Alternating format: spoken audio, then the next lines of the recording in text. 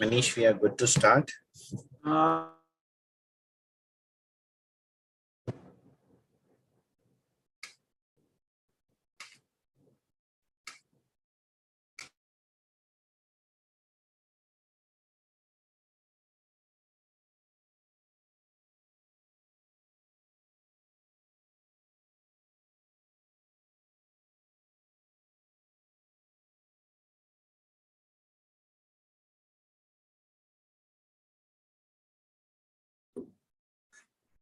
Good morning, everyone. Good morning, everyone. My name is CA Manish Sanghvi. Today, special conclave today Meet the Experts think tank. A very warm welcome to all participants. Myself, CA Manish Sanghvi from Think Tank Multidisciplinary Global Platform. Chapter leader welcomes you all to Think Tank Global Conclave for India Growth Story and Meet the Expert series covering in detail management, think tank, valuation, think tank, IBC, think tank, financial reporting, think tank, RERA cooperative, think tank, FAFP ISA, think tank, IPOs, think tank, and capital markets, think tank as a major part of think tank at Vivek.Patra. Vivek in Sanskrit means knowledge and wisdom. Patra is an innovative news update containing slides on sharing latest developments and real-life examples by CEO, CXO, CFO, specialists, and professionals with a global experience. Today, we have a think tank multidisciplinary global platform, special meeting for all stakeholders in finance, corporate affairs, industry, and profession. Think tank has been in existence since over decades. Idea for this conceived on 6th January 1991 to have a conferences, conclaves with CEO, CXO, CFO panelists and specialists sharing experiences and real-life examples. Our panelists are finance leaders working in reputed companies or profession since many years and have a deep domain knowledge. Think tank platforms now digital has got overwhelming response globally on digital mediums and expanding rapidly through LinkedIn and Facebook, etc. Our participants and experts have a rich experience in industry and profession who have done ICAEW, CPA, CFA, CFP, IIM, CA, CS, CMA, ISA, DISA, FRM, IFRS, BTech, Masters, and PhD, sharing their experiences, knowledge, wisdom spreading as a reach out initiative globally through www.thinktanks.co.in. And in spite of limited resources, due to overwhelming response to our annual reports, corporate strategy, and ESG, we have announced 6P awards and recognition, that is profit, people, planet, professionals, promoters, and platform. For our corporate annual reports, analysts, professional achievers, CEO, CXO, CFOs with a very respected jury with a rich experience in interaction with stakeholders and boards. Their recognitions and awards would be announced with a rigorous process of scrutiny and choice and interaction with the participants and would be given digitally and if possible in a well-located auditorium in Mumbai like Yogi Sabhagriha or similar when available subject to the pandemic rules. As participants are aware, recently we have also launched a much awaited reference, kind of a newsletter, appropriately titled as Think Tank at Vivek.Patra, a India Growth Story, a comprehensive conference material compilation over 600 pages sharing experiences by CEO, CXO, CFO specialist with latest development and series on blocking, regulatory, frauds, financial reporting, Ind AS, IBC, taxation, digital, capital markets, technical analysis, ISA, bank audit, corporate affairs would be available for subscription and any ethical contributions by well-wishers, etc. We will also be covering important and latest development as suggested by many participants in coming weeks Example, valuations and financial modeling, health is wealth, cybersecurity, blockchain, and MSME, etc. We request all to subscribe to Think Tank YouTube channel for watching summits, conclave webinars, and join, connect, and network on Think Tank webinars group on LinkedIn and Facebook pages. Telegram channel specially created on suggestions of many participants and panelists.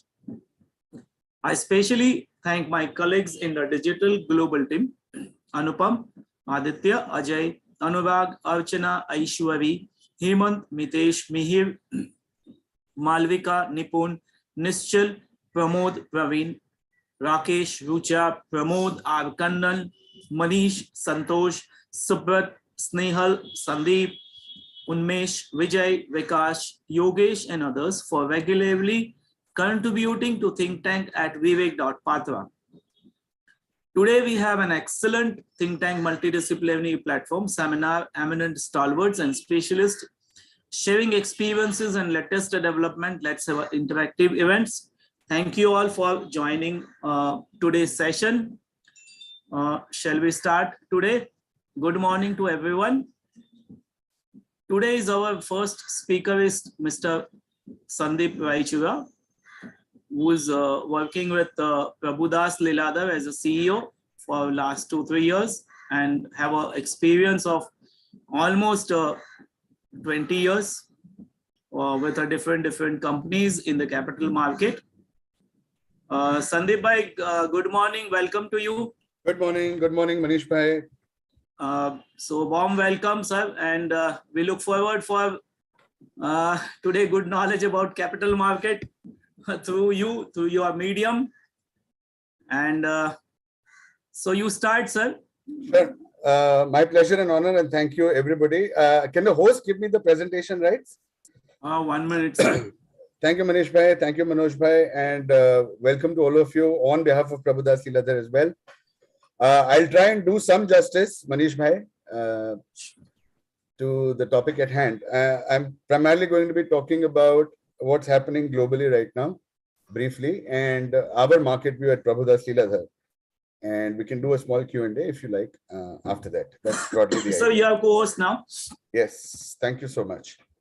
All right. So my name is Sandip Raichuria. I am the CEO for Retail and Distribution at Prabhudas Lilladher. I've been around at PL for almost about a decade now. We are primarily present across about 200 cities and towns through our franchisee and branch network. Without getting into too much detail, let me start off. Should I proceed with the presentation? Yes, sir. Sure. All right.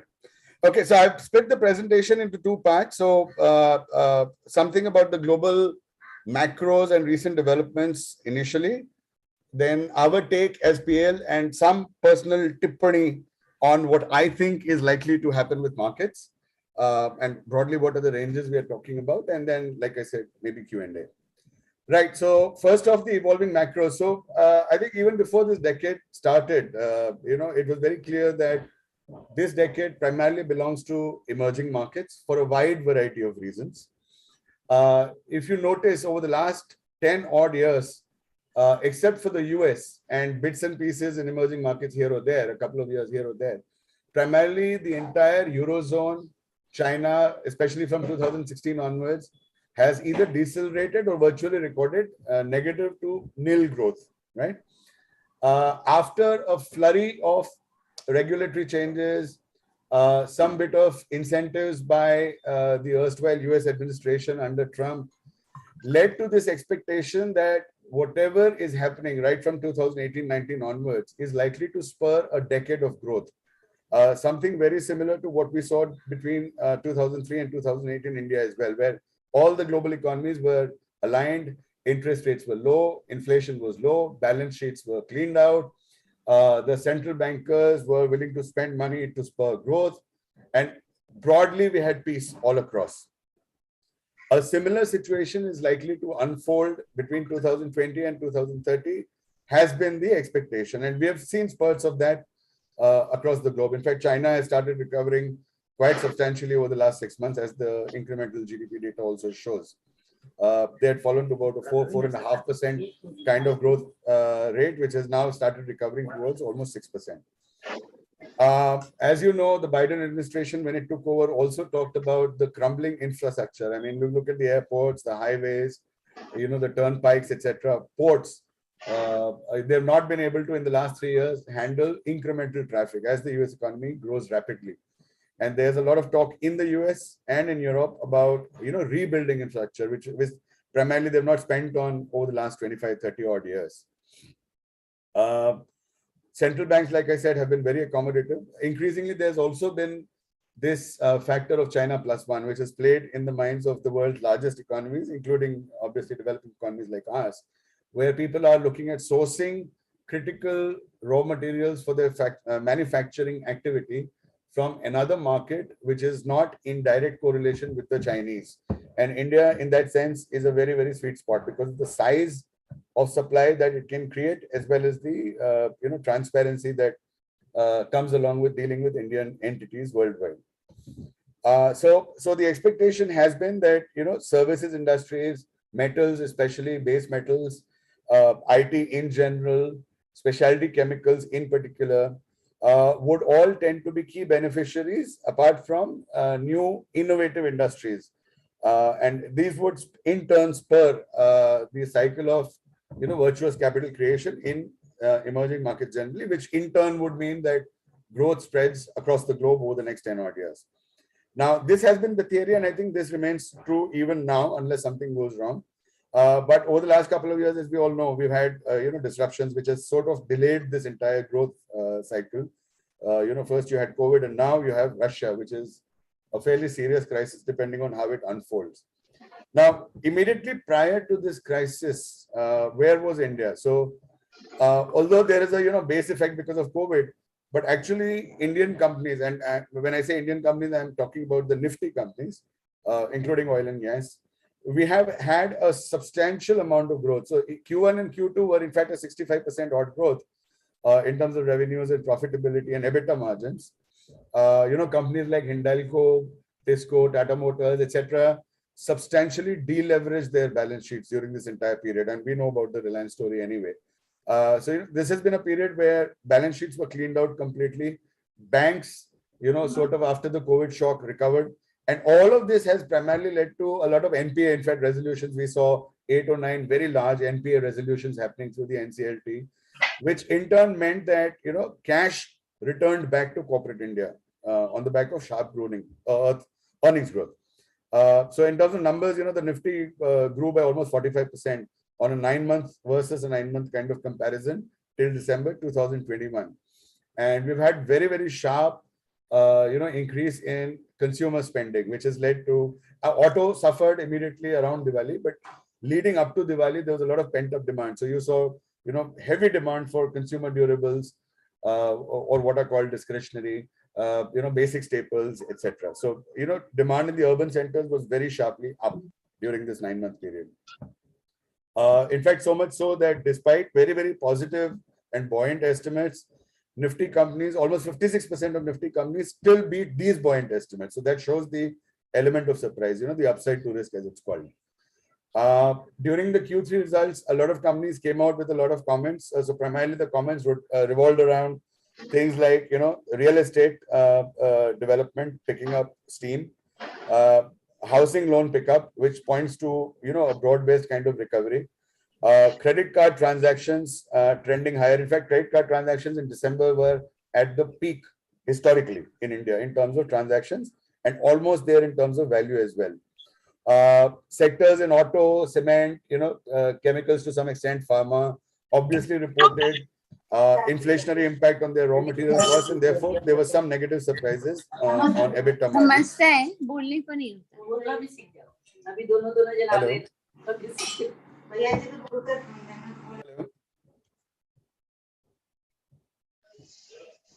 Hello. Hello. Yeah, okay, continue. All right.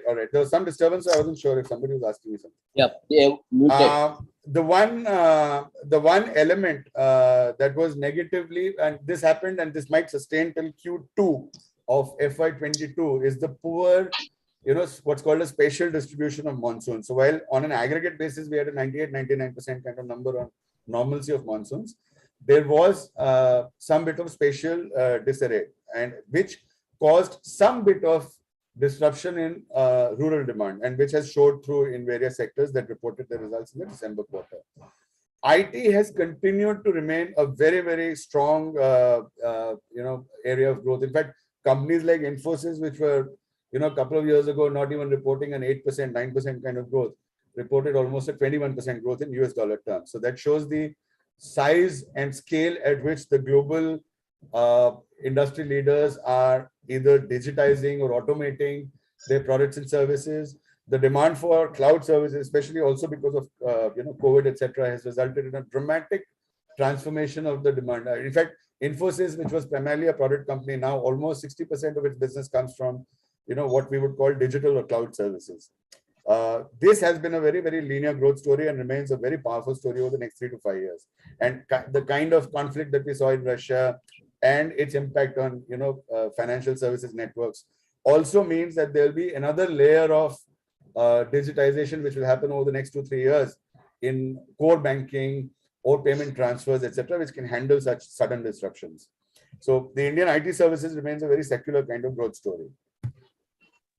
In terms of macros, the RBI surprised, I think, most players in the market, which have been expecting some bit of hikes, but the recent RBI policy maintains status quo, so it remains very, very accommodative, and I think wisely so, because there's a lot of ifs and buts around global growth.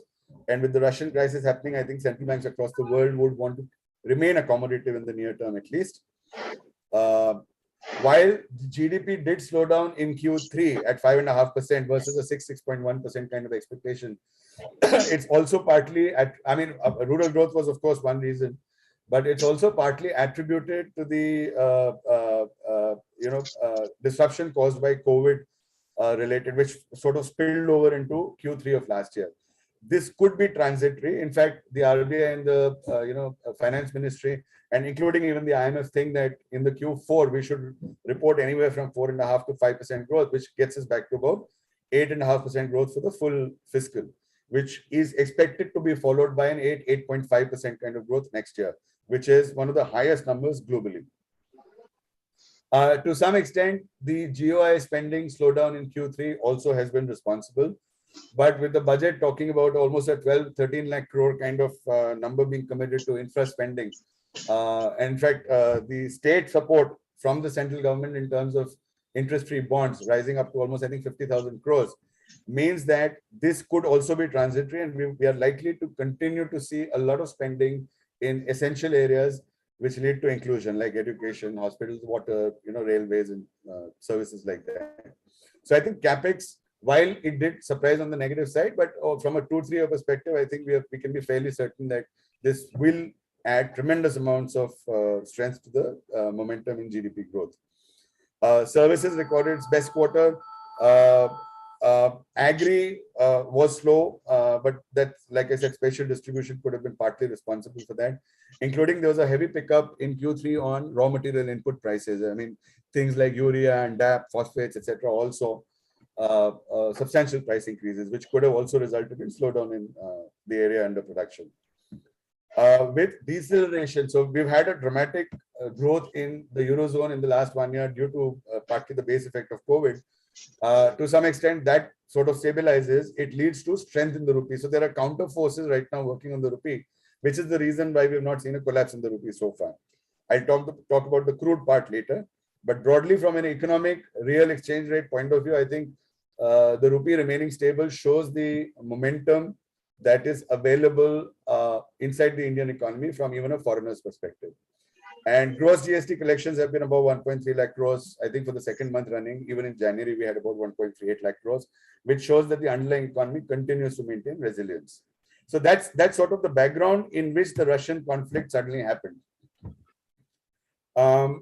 So what's happened since then? I mean, we all know it's hitting the headlines that, commodities like wheat, food grains, essential food grains, because Ukraine is called the, bread basket for Europe. And crude, of course, because of the disruption it can cause. Crude is up even when Russian oil imports have not been embargoed. I mean, I think last night there is some kind of announcement around that. So we could see negative surprises on crude over the next couple of days as well. So, crude is now, I think, close to about $116 or $117 last time.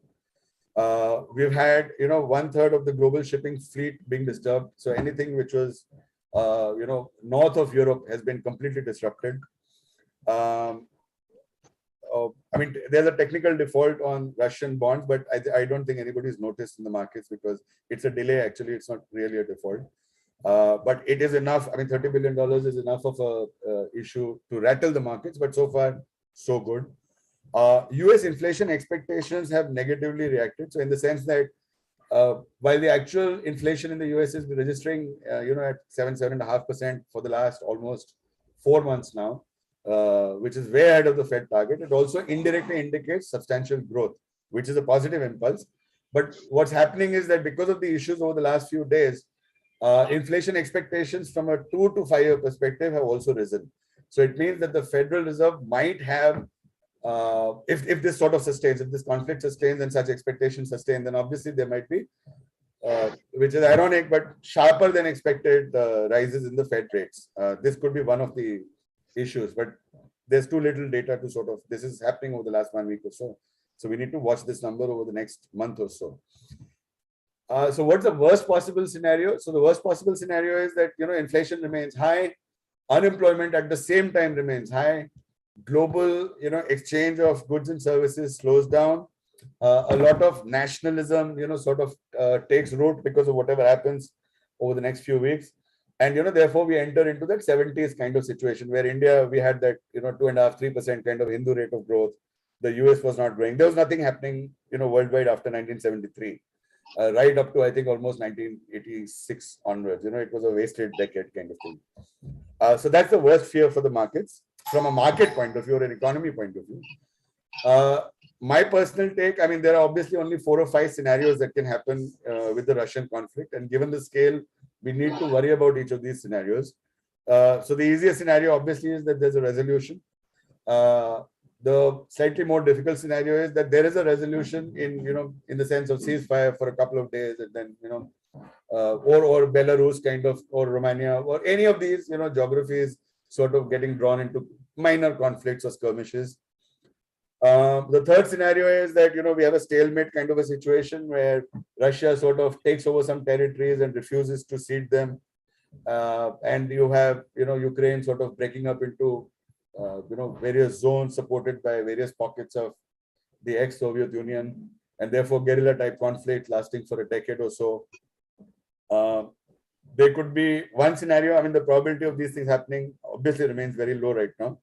But, a major conflict which sort of engulfs right up to Germany, because Germany has been very vocal about the Russian aggression. In fact, it's one of the most vocal. And sort of, Germany, France kind of powers get drawn into some issues around certain areas, geographically or economically. And obviously the worst case scenario, which is some kind of global conflicts, So, I mean, nobody knows right now. I'm definitely no geopolitical expert. Obviously, the extremes are that any resolution happens, I think emerging markets would tend to react very sharply upwards because growth has been very, very sharp in emerging markets. India is just one of the, although India was the best performer and rightfully so, I think even, markets like Indonesia did very well, almost matched the US and India in terms of dollar returns.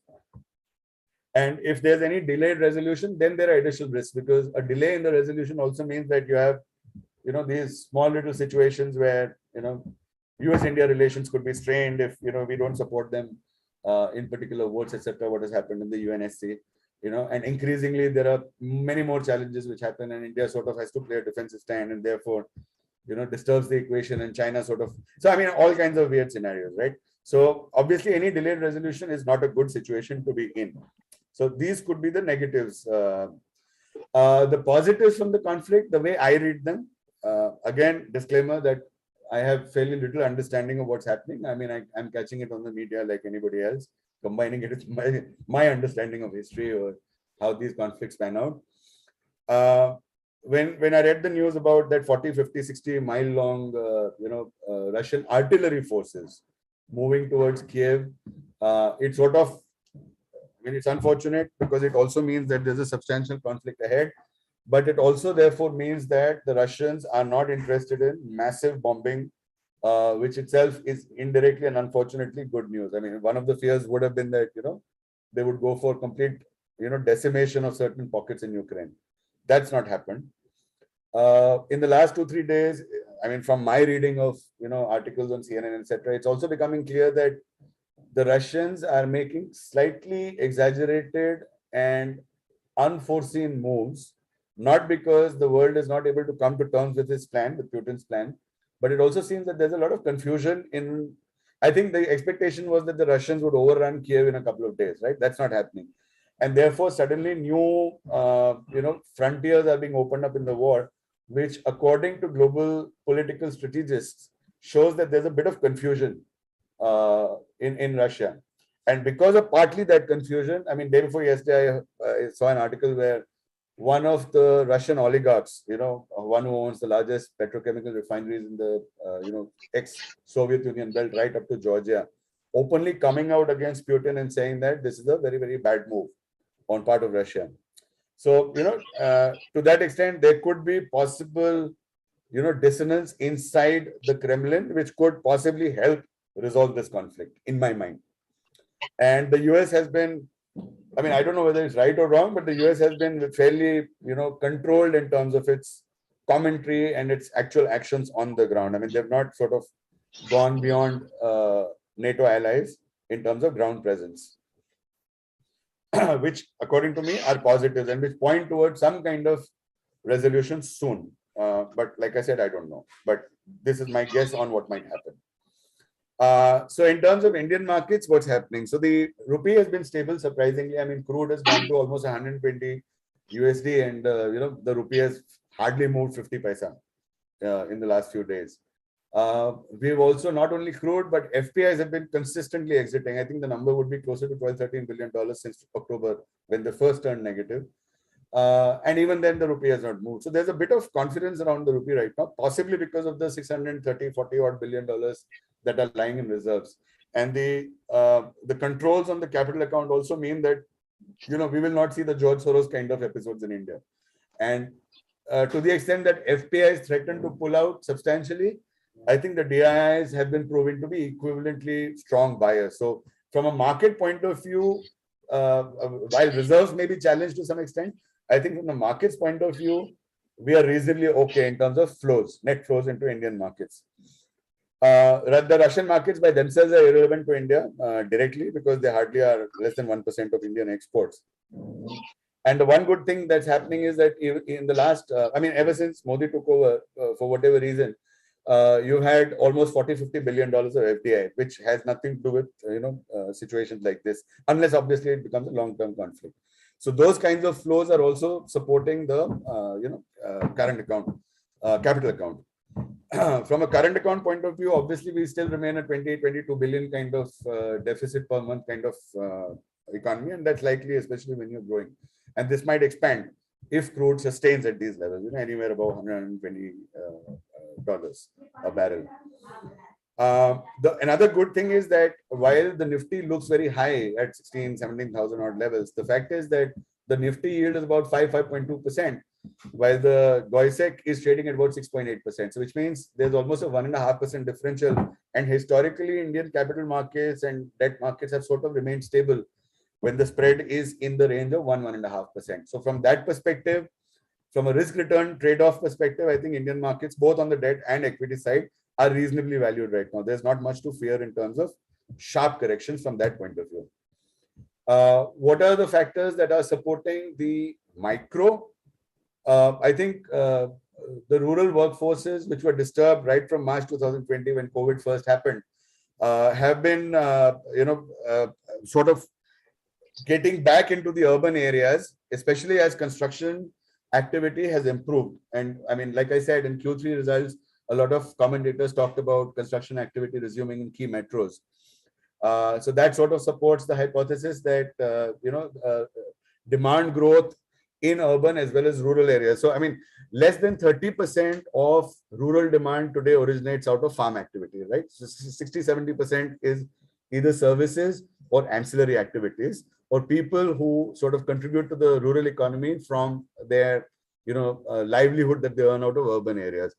So a return of activity into these areas also therefore means that demand resumption should take place, what did not happen in Q3. Corporate profits had bottomed out. I mean, you saw metals companies, cement companies also. I mean, you take a broad swath of anything which was to do with the core economy, and it was struggling, right? Right up to 2018-19. And most of those corporates have returned to very sharp profitability in the last 1 odd year. This is happening at a time when they have deleveraged, and at the same time, banks, because of whatever conservatism and because of COVID impact and so on and so forth, are actually sitting at near all-time highs in terms of the quality of assets. And this combination of strong corporate balance sheets and money available for future capex is happening almost after a decade or so. GOI capex, I already talked about this. I consider a transitory impact, and I think it will resume normalcy soon. There is the pervasive China plus one factor, which will ensure that India continues to get a favorable ranking for FDI in manufacturing and even services, and the regulatory support in terms of normalization of FDI in critical sectors like insurance, defense, etc., would help this further. Continuing FDI inflows, therefore, remains a key aspect, and this, as long as the Modi government follows its core policy of policy certainty, jisko no rollback bolte hain, I think this will sustain.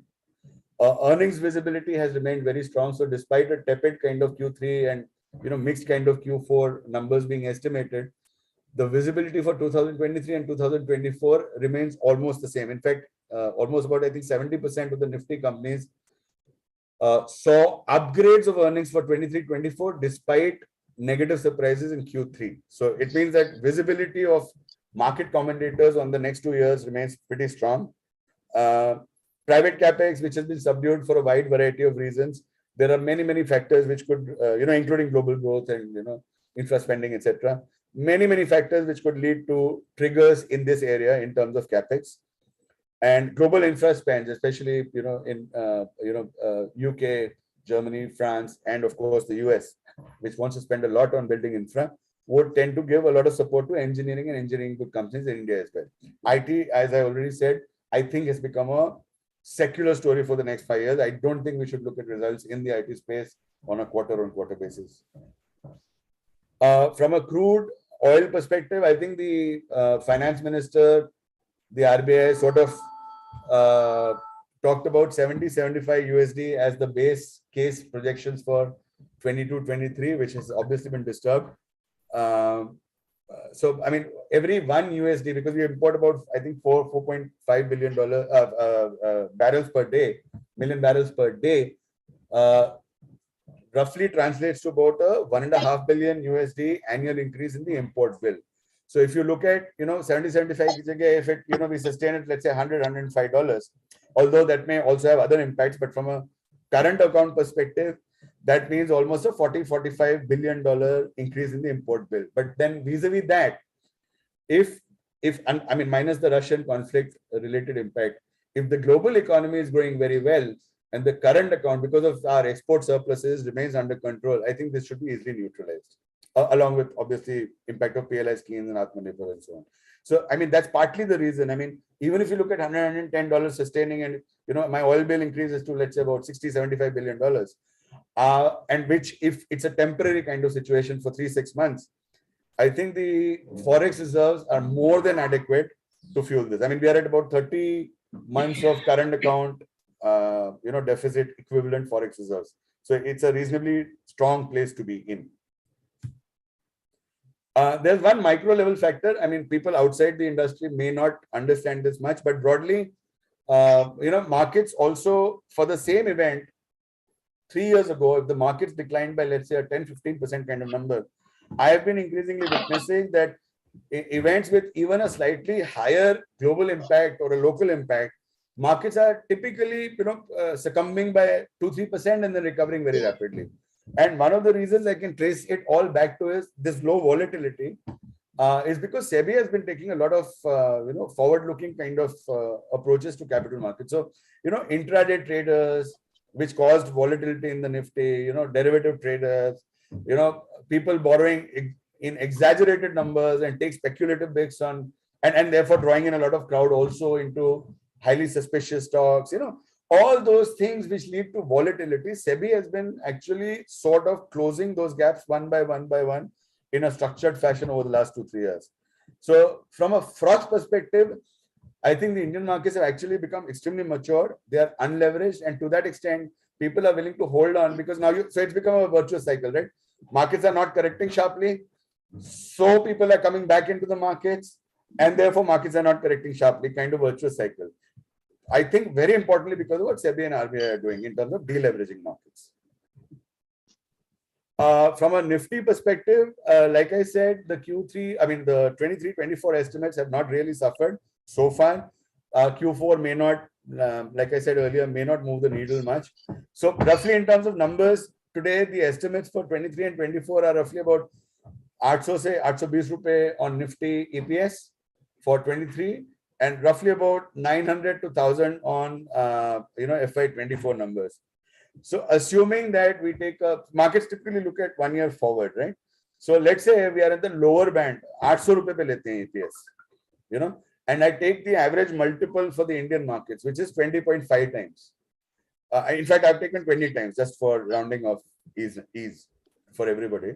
Even if I take a 20x multiple on 800 rupees, which is almost 10% lower than the consensus estimates, even then we return to a Nifty figure of about 16,000 being a stable number from a 1 year forward perspective. So which means as long as we are around 16,000, which is where we are right now broadly, 200 point I think we are in an equilibrium zone.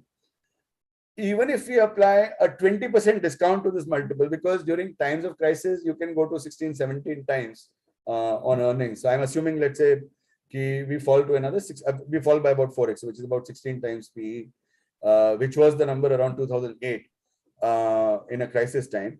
We would possibly go down to 13,000 levels, right? So my personal base case kind of scenario is anywhere from 13,000 to 16,000 in a normal volatile situation where nothing is like 2021, where you had a linear rally upwards. So I think we are in that zone where we can consider buying. Of course, when there's a global conflict, you have to be careful. And my standard suggestion is that whatever your greed or whatever your, enthusiasm, always keep 20 rupees as cash so that you don't have a debt to the broker. One, you always get buying opportunities because such market conditions, when the market is overall range bound, you'll have a lot of volatility. So you need to be able to ride it very well to accumulate returns. So always keep cash in your portfolio. But the rest of it with a large cap buyers, obviously, the one-way rally is gone. I don't think there's any factor in the near term which will lead to 7,500 going to 18,000 kind of scenarios.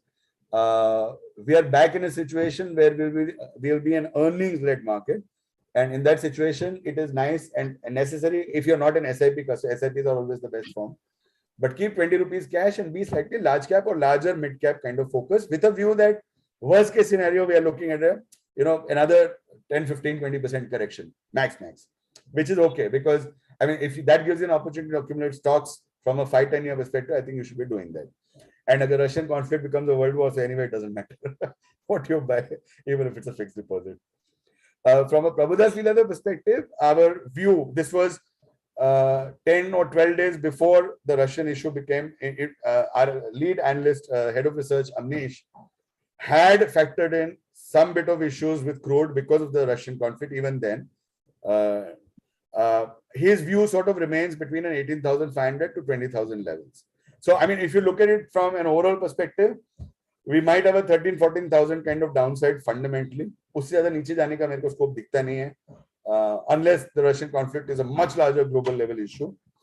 On the upside, we can easily go to 20,000, and no questions asked kind of situation might be created.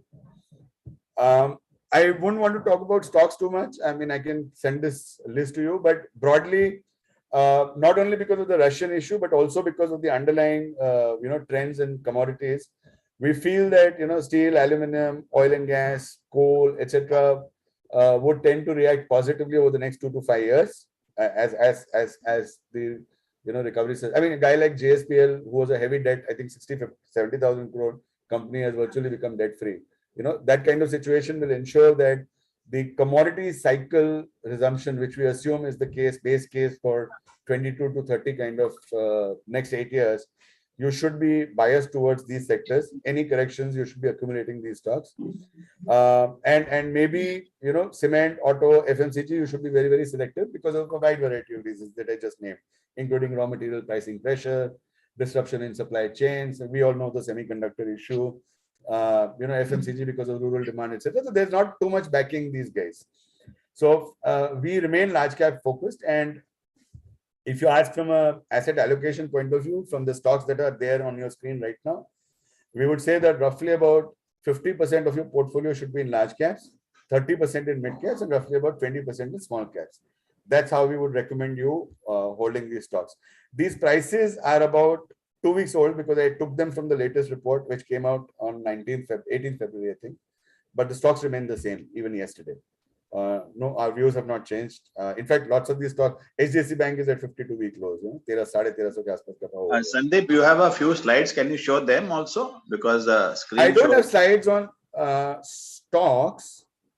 I can show you the names. You have other slides in a presentation. Now we are seeing the pre-conflict situation for the slide. I'm sorry? And put it on full screen mode, your presentation. No. So I have been talking. I was on this slide. Are you not able to see this? No, we saw the first slide actually. The pre-conflict situation. अरे sir, क्या बोल रहे हैं? मैं ये सारे slides आपने देखे ही नहीं है क्या? Yeah, no, only the pre-conflict situation. But you had a good talk on those issues. Yeah. Oh, I had all these slides. So yeah, we know. But if you can let us go one by one, na? No, so I already spoke all these slides. Yes. When you kept us involved, that was very good presentation. Still, despite slides. We'll go briefly, point by point, maybe. Just briefly. And we can have a interaction on the slides. Okay, fine. I'll do that. Yeah. All right. So this was slide number. This was slide number 1. This was slide number 2. The pre-conflict situation. Yeah, where I broadly said that we've had a very reasonably good, earnings kind of number, revenue top line as well as bottom line kind of number on the Nifty stocks, and that IT has become a secular story. Guys like Infosys, reporting substantially high revenue numbers. This slide essentially talked about how we are growing at 8.5% kind of trending numbers for the next 15 months. Global or even RBI finance ministry kind of estimates, and that the government of India slowing down investments is a transitory factor, and it's like once that resumes, GOI spending resumes, backed by a pickup in rural growth, we are looking at a very, very sharp growth ahead, at least over the next 3 to 5 years. I touched upon GST collections remaining strong. Here I had said that commodity prices have increased substantially. Obviously, there's a challenge. Inflation expectations in the US have increased. So the worst fear is whether we will enter into a 1970s kind of stagflationary impact. But that there are 4 or 5 scenarios. The extreme scenarios being that the Russian conflict resolves soon, in which case we might hit 18, 19, 20,000 on Nifty, and emerging markets will rally. Obviously, because earnings are strong. There's nothing backing. I mean, everything backs market momentum resumption. And on the other extreme, if the conflict is delayed, even if there's no global level conflict, the possibility that the conflict is delayed may result in a lot of US, India, China kind of situations happening, which might sort of affect IT. These are the broad negatives. But then the positives from the war, I said, are essentially that whatever's happening in Russia seems to be very artillery focused and not too much cruise missile and nuclear talk happening. Global geopolitical strategists are saying that Russia seems to be confused with its recent moves in terms of deployment of troops and Belarus entering the war, etc., which was never a part of this entire situation till 3 days ago. Increased, powerful people inside Russia, who can directly impact what happens in the Kremlin, talking about Russia not doing the right thing, and US sort of acting in a very calm, controlled manner so far. I personally would have preferred a much more stronger show, but then at least this has proven to be a very calming factor. And therefore, these are the positives according to me, which I see as factors which will ensure that there's no escalation. On Indian markets, I had broadly touched upon the fact that even though FPIs have been withdrawing at least $2-3 billion a month right from October, crude prices have increased. The rupee has broadly remained within a 75-76 kind of range, primarily because I think the market seem to be presuming that a $630 billion war chest is more than adequate to fight any transitory shocks. So right now, the entire crisis is seen as a transitory crisis, which is a good thing and a bad thing, because if it turns into a much more deeper crisis, we might have some bit of issues around the rupee. But then the rupee seems to be fairly stable in the 76 kind of range. We are also increasingly not so dependent on FPIs. FDI is more important for us, and DIIs have powerful, surpluses available with them. And to that extent, markets have sort of absorbed all these shocks without really reacting too much to FPI sentiment. Russian markets directly are very irrelevant to us because they are hardly any, market for us.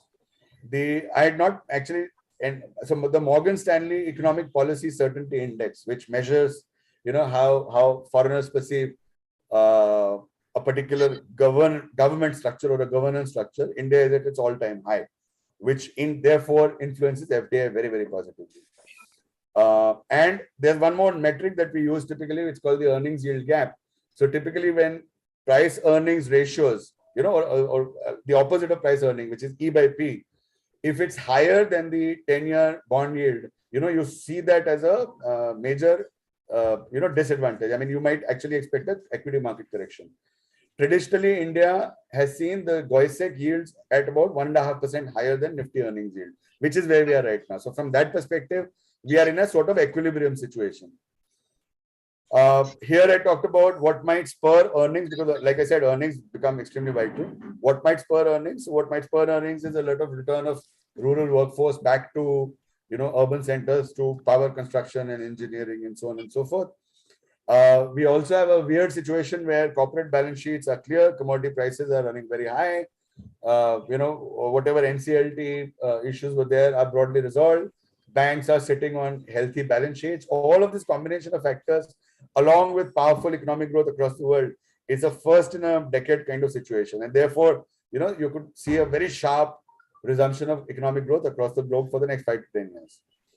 The China +1 factor, the PLI schemes in the background, analysts not downgrading 23-24 estimates despite a Q3 tepid kind of quarter for certain sectors.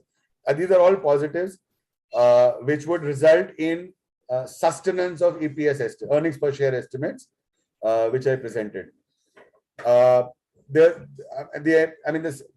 Indian regulators, the finance minister, international economic agencies like the IMF, etc., all believe that the dollar, the crude would be roughly between $60 to $85. Even OPEC had come out with a $70-75 kind of target, right? So obviously we are sitting at $115, which is almost $40 away.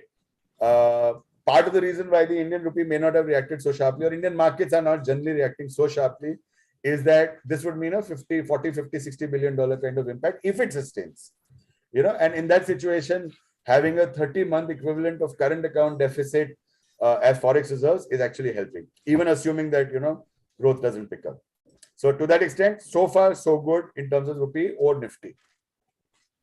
I had also touched upon this slide where I said that one of the factors that I personally, as a person who runs the broking business, I'm seeing a lot of froth having been eliminated. I mean, earlier you had people, they would give you $10,000 and accumulate stocks for 1 crore. I mean, that's it, massive over leveraging, right? So those kind of leverage situations have disappeared. Mr.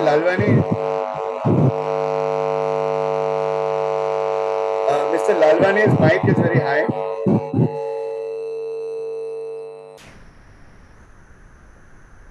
Yeah. Should I continue? Hello? Yes, sir. Yes. Sorry. All right. Okay. And so therefore, a lot of regulatory changes that SEBI has brought in right from 2017 onwards, while it has made life for, brokers difficult. Generally, brokers like us, who believe that, leverage is not the way to obviously create wealth, etc., for us, it's been good. I also believe that is partly the reason why, if 2014 the same news had come about the Russian issue, and in fact, it did come where, the Crimean invasion by Russia, markets would tend to react by 10-15%. Now, with the same intensity of news, the markets hardly react by, 3-4%. I mean, the entire fall that we've seen recently is because of multiple reasons. It's not just because of the Russian conflict, right? So I attribute maybe 1,000-point fall to the Russian conflict. The rest of it I attribute to Fed tightening and so on, and technical fatigue, etc. So, when there's no leverage in the markets, what happens is that markets sort of, fall for a couple of days and then, sort of stabilize. So we don't have those sharp 5-10% kind of corrections like emerging markets typically have. So we have become a fairly mature market, which is also leading to a lot of stability. After having said everything, the fact of the matter is today we are at 16,000 levels, which is nothing but a, equilibrium level, according to me. We are not trading at, silly levels like maybe 2009 early or, during COVID times. I had then come to this slide where I presented the numbers for FY 23-24 estimates, where I said that, typically analysts estimate anywhere from 800 to 900 kind of earnings per share for Nifty stocks for FY 23, and similarly 900 to 1,000 for FY 24. Currently, we are trading 1 year forward, we are trading at about 19 times, which is actually lower than the 10-year average of 20.5 times. So that is one comfort factor. The other comfort factor, I had talked about it, the numbers were not there, I did not realize, is that even if I say that FY 23, which is 1 year from now, FY 23, I do an 800 kind of number on EPS, which is lower than the lowest estimates, and I apply 20x forward to that, it should be at 16,000. The Nifty should be at 16,000 right now, which is where we are, right? So in a sense, we have sort of assumed a worst case scenario for growth for the next 1 year from an Nifty earnings point of view. Still, I should be at 16,000. Even in this worst case scenario, I assume that the Russian conflict sort of becomes a very large conflict and goes slightly out of control and all that. I fall to maybe 13,000 levels. So then I said that, if I'm going to be range bound in a 13-16,000 kind of scenario, which is my worst kind of scenario, where everything is going out of control and the economy is not growing and the Russian crisis is sort of going on and on and on in various forms. Crude prices are high, commodity prices are high. So I said that broadly, if you can keep 20 rupees of cash in your portfolios, obviously you should buy a bit of gold because gold at any point of time, gold is a very boring thing to do, but 5% of your portfolio should always be in gold. Gold tends to react very sharply and very quickly, so you'll never be able to catch it. So if you have a 10-year perspective, definitely keep 5% of that in gold. And gold right now also has not done much. Gold can theoretically do $2,400-$2,500 very easily, any point of time. So I said that if it's 13,000 levels, if you've got 20 rupees of cash, don't shy away from buying our top stocks. Here, I said that broadly, not because of the Russian crisis, but generally, anyway, our assumption was that this is the decade for commodities. And therefore, this is the decade where you should be in bias towards, steel, aluminum, oil and gas, coal, basically energy-related areas, and possibly staying away from, things which are impacted negatively by these things, which is like cement, auto, FMCG, etc. And then I had listed out our top stocks, and I had said that each of them have their own story. These are the list of top 10 or 12 odd stocks. Each of them has their own story, and I can forward it to you if you want. But these are the stocks that we recommend. Our preference is that you should remain 50 rupees of your portfolio in the large caps, roughly about 30 in our recommended mid caps, and 20 rupees in our recommended small caps, all from a 1 year perspective. That was briefly the presentation, and this is the think tank disclaimer. That's all I had to say. Excellent insights. You've done a deep dive into the geopolitical situation and also the resulting inflation trends, which are moving higher than the early trajectory. Earlier, market was looking at the FOMC rate hike. There was one theme. Yes. Now it is a multiple theme. Correct. Now, looking at the markets, often Nifty becomes on a day-to-day basis a reflection of the Dow. Overnight trends, people look at it, how it is fluctuating. In fact, 10 days ago, there was a time people were spending midnight looking at what it is happening. What is your call on the Dow?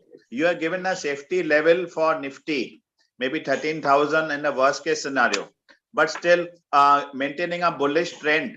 18.5 to 20 gives a lot of confidence. Like people say, war, when that cannon is being fired, is the best time to buy. And today there are attractive things also. But what about Dow? How safe is it? And what is the upside, downside expectation? You look at it from the near-term perspective. Say the Dow, we had a Nasdaq both. Nasdaq is, I think, actually going to correct very sharply next week. This is a technical view, not a fundamental view. Just this morning, preparing for this presentation, I quickly had a look at charts. I think we are looking at a sharp correction in the Nasdaq starting next week, is my personal view. I think the Dow, for now, we can assume that we might easily go towards a 31,000 kind of level, which is another 5-6% from here. So that means tough times to come. I don't know whether it's tough times. See, the Dow has had a one-way rally, right? I mean, right from 2010 onwards, or maybe late 2009 onwards, we've had a one-way rally. Even in the last 5 years, I mean, the Dow almost doubled, right? So, I mean, 5-year doubling is a 15% CAGR. Earnings have been growing at 14% CAGR. So it's a sensible thing to happen. But now, increasingly, with whatever's happening globally, especially the supply chain shocks, etc., FOMC raising heights, I think there's some bit of deceleration expected in the US. So if you assume that growth will over the next 1.5 odd years, the Dow relative earnings growth would slow down to about 8 or 9% in the general consensus. I think 33, again, like India, I think a 33,000 level on the Dow is a fairly justifiable level. So if it corrects, I mean, there's nothing you can do, right? I mean, anything can make it correct. But if you are trading at current levels on the Dow, while I see a 5-6% kind of correction, but then you're not really bothered. I mean, 5-6% in USD terms is hardly anything when you've doubled your money over the last 5 years. Okay. Then next thing is what came out from your analysis. You talked about this decade belonging to commodities. Commodity investing in stocks is considered quite highly risky because it is highly cyclical and it is very difficult to predict the cycles. So does it mean we see the smart investor should move? Normally in a tough market, people like to allocate more money to FMCG, pharma, IT. And incidentally, IT has done very well in the last few months comparatively. And metals has done well for the last 2 years. But today we see the decade. We are talking about apparently a cycle or a super cycle in favor of commodities, right? Correct. We talked about metals, crude, mining. So does it mean we should, and metals have not corrected significantly. We see many stocks, whether it is Tata Steel or Vedant, at their practically all-time high. So should a smart investor, because it is moving and a super cycle, should he use the opportunity and start allocating greater percentages towards the commodity stocks and move out from IT and FMCG pharma? No. What do you look at it? So 2-3 comments here. One, it's not so much. See, there are 2-3 things overlapping, right? One is the underlying cycle. So the underlying cycle. I don't know whether it's difficult to predict, but from a 1-year perspective, I think broadly you can catch the trends. Prabhudas Leeladhar, I mean, for example, we turned bullish on commodities right from in the middle of the COVID crisis. Okay. Now that is because of whatever reasons. I mean, sometimes it could be capacity shutdowns. Sometimes it could be, demand resumption. Sometimes it could be intrinsic factors affecting individual corporates, right? So you had NCLT resolutions, etc. You had a lot of excess capacity evaporating even in India. On the other hand, you had a sharp uptick in infra spending, right? So it's not so much the commodity cycle, it is also what's happening to the global economy at large, number one, or the domestic economy. Number two is exactly the reason why Prabhudas Leeladhar exists, right? You might not catch the commodity cycle. Nobody can, I think. But if you have an underlying premise that is a decade long or a half a decade kind of long cycle, the challenge is I mean, you can buy commodities, but the real challenge is actually picking up the stocks. So which is why we have a 35% research team, right? So when we are saying today, for example, you buy a JSPL, which is one of our topics that I mentioned on the screen. Now, JSPL is the recommendation of JSPL is predicated on the assumption that it is the largest play in India on economic growth resuming, right?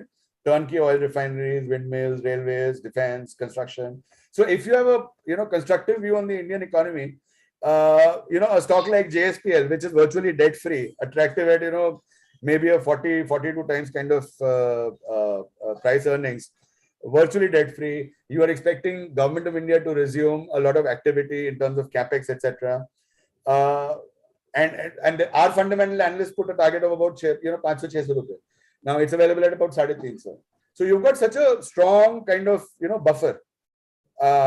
So you don't buy JSPL because of commodity cycle. You buy JSPL because you have what is called a sharp buffer from its underlying valuation. 500-600 की चीज आपको 350 में मिल रही है, right? So we are not catching only the commodity cycle. In fact, it might affect it negatively. We are catching the policy cycle, and within that policy cycle, JSPL is very well placed. And auto, you mentioned slightly tough times for that. Auto two-wheelers definitely. Auto two-wheelers definitely. One, because we've had a large, pent-up demand disappearing in 2020-21. Two, growth not sort of picking up evenly across the space. But frankly, if you ask me, Hero Moto kind of stocks, agar aapko 2300-2400 mein available hai, I mean, any time of day I will buy Hero Moto. But then that is a speculative bet. Earnings are not backing it. There's no visibility right now. You might want to buy it at 250 when the visibility has appeared. You might venture into it today at maybe 2300-2400, whatever was the rate yesterday. I personally like Hero Moto a lot because I think it's one of the best R&D stories available in India.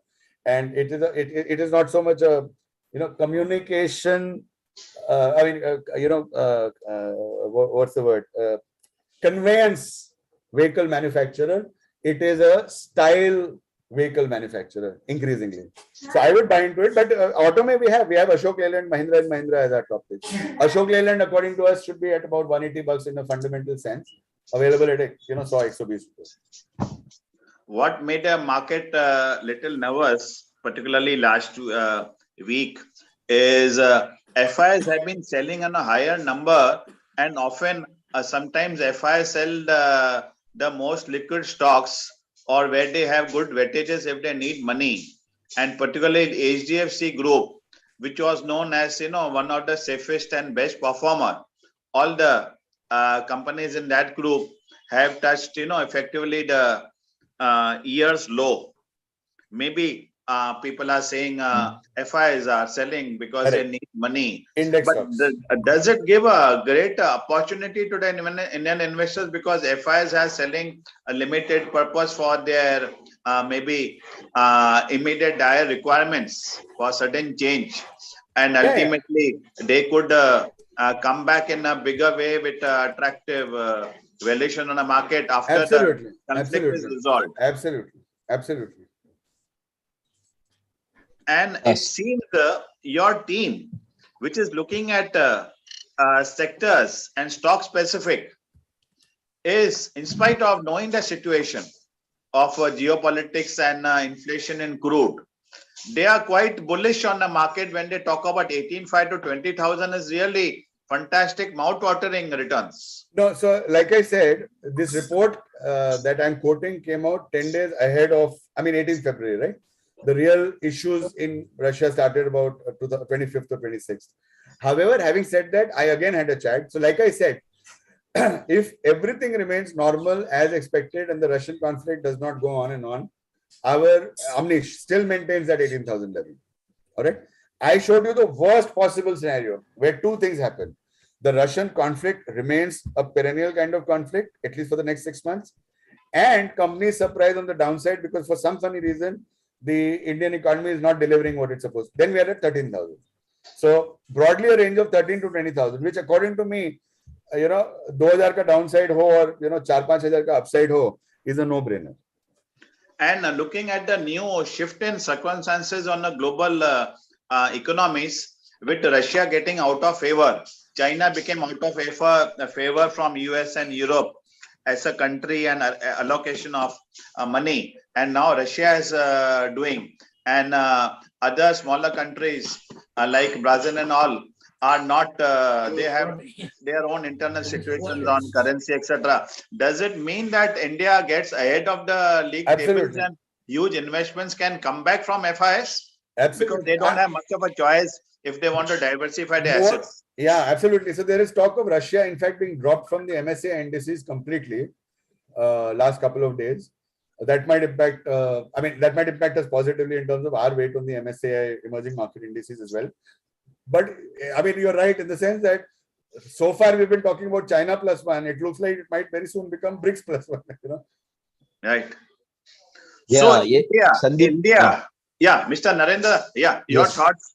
No, Sandip Raichura, I think he spoke very well, and he has put not only the overall macro and micro aspects, and in terms of the sector also.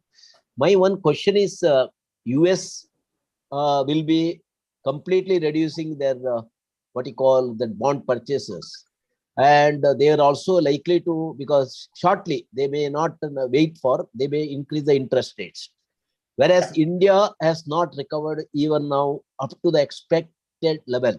So the RBI has been following a story of continuing with the accommodative policy, low interest rate, because they want the growth to be stable and it should lead to a better demand, consumer demand and all. So in spite of every time the market expecting that RBI will increase the rate, here they are not increasing. Correct. So whatever our Manoj B mentioned here, that foreign institutional investors will bring money, because there is an element of some what you call hot money also coming here. So the moment the US reverse the interest rate in terms of enhanced interest rate and stops asset purchases completely, the money is likely to move irrespective of this tension and all that. So in that respect, other side, if the growth picks up, the bank liquidity also will likely to be utilized for further credit growth, which has already started, and the private sector investment also may start. So now what private and institutional saving alone giving support to the market here in terms of buoyancy, I think that has to get definitely balanced. Whatever may be, it cannot wait in that type of liquidity driven and low interest rate driven market. It has to be definitely correct. So in that, I wanted his opinion.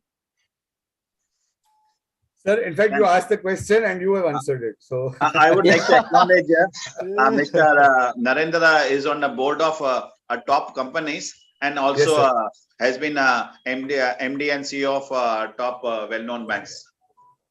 Thank you so much, sir. And very, very nice. So then you understand completely, sir. You, in fact, answered yourself. You are absolutely right that the counter, see, today we have SIP inflows, which are about $1.5 billion a month.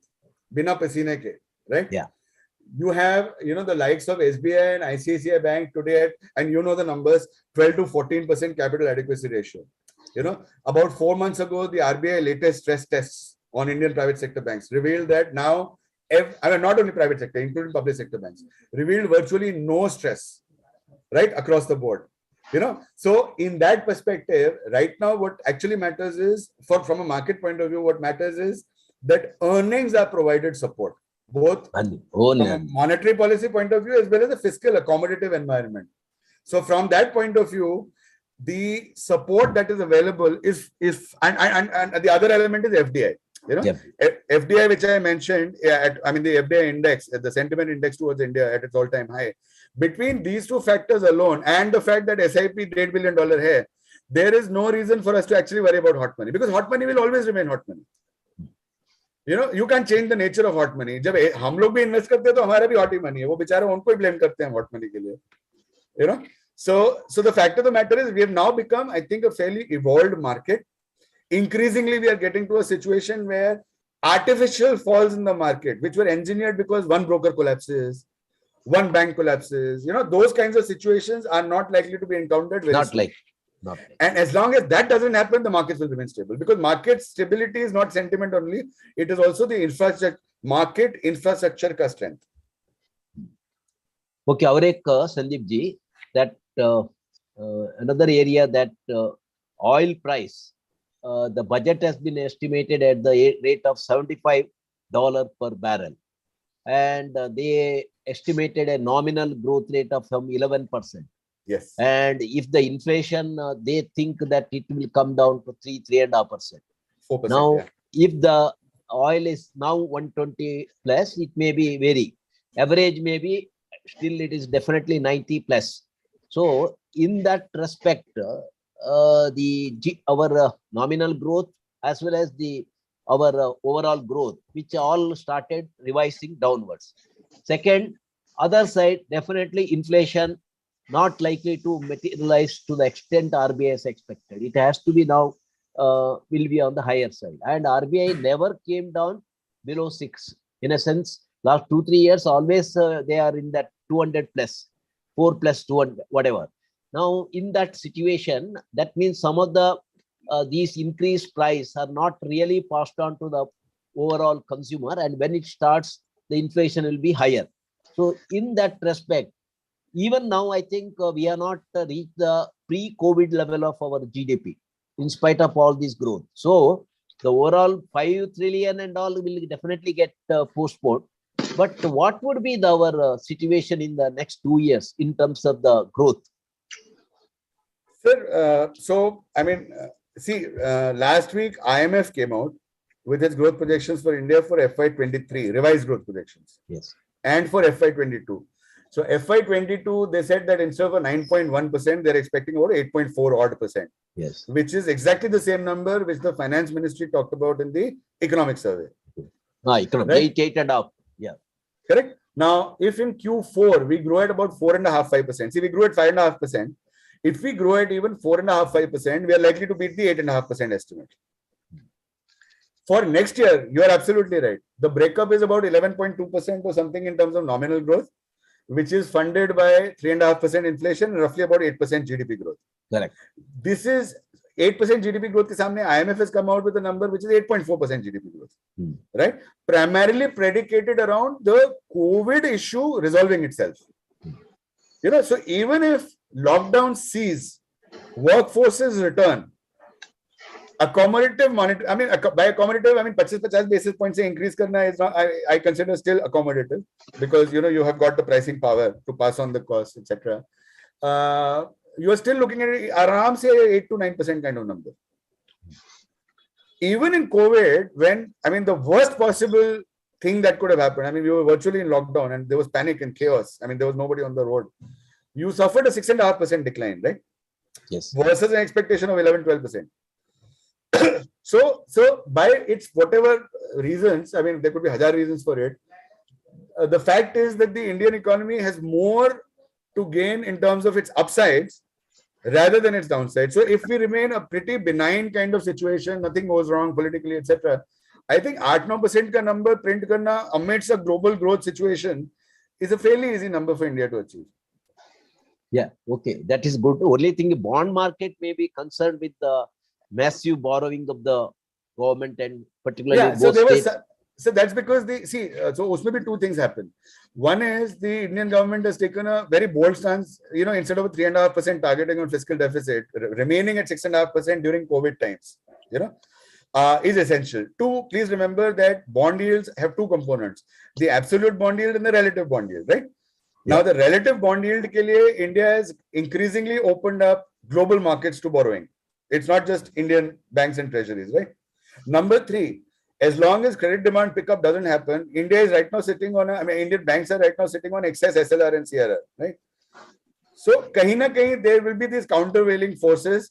Chota mota reactions aayega, you know, but you know, when your inflation, so sir, you being a banker, you know that roughly a 1% kind of differential spread has always been an equilibrium spread, right? Right. So if inflation, let's say trends, I mean, I'm talking about CPI, if inflation trends at about 6.5%, then GSEC should be trading about 7.5%, 10-year GSEC, which is maybe about 60-70 basis points higher from here. Higher. which is okay, which is equilibrium. Yeah, वो तो RBI को इतना borrowing manage करने में, they have to slowly give that rate.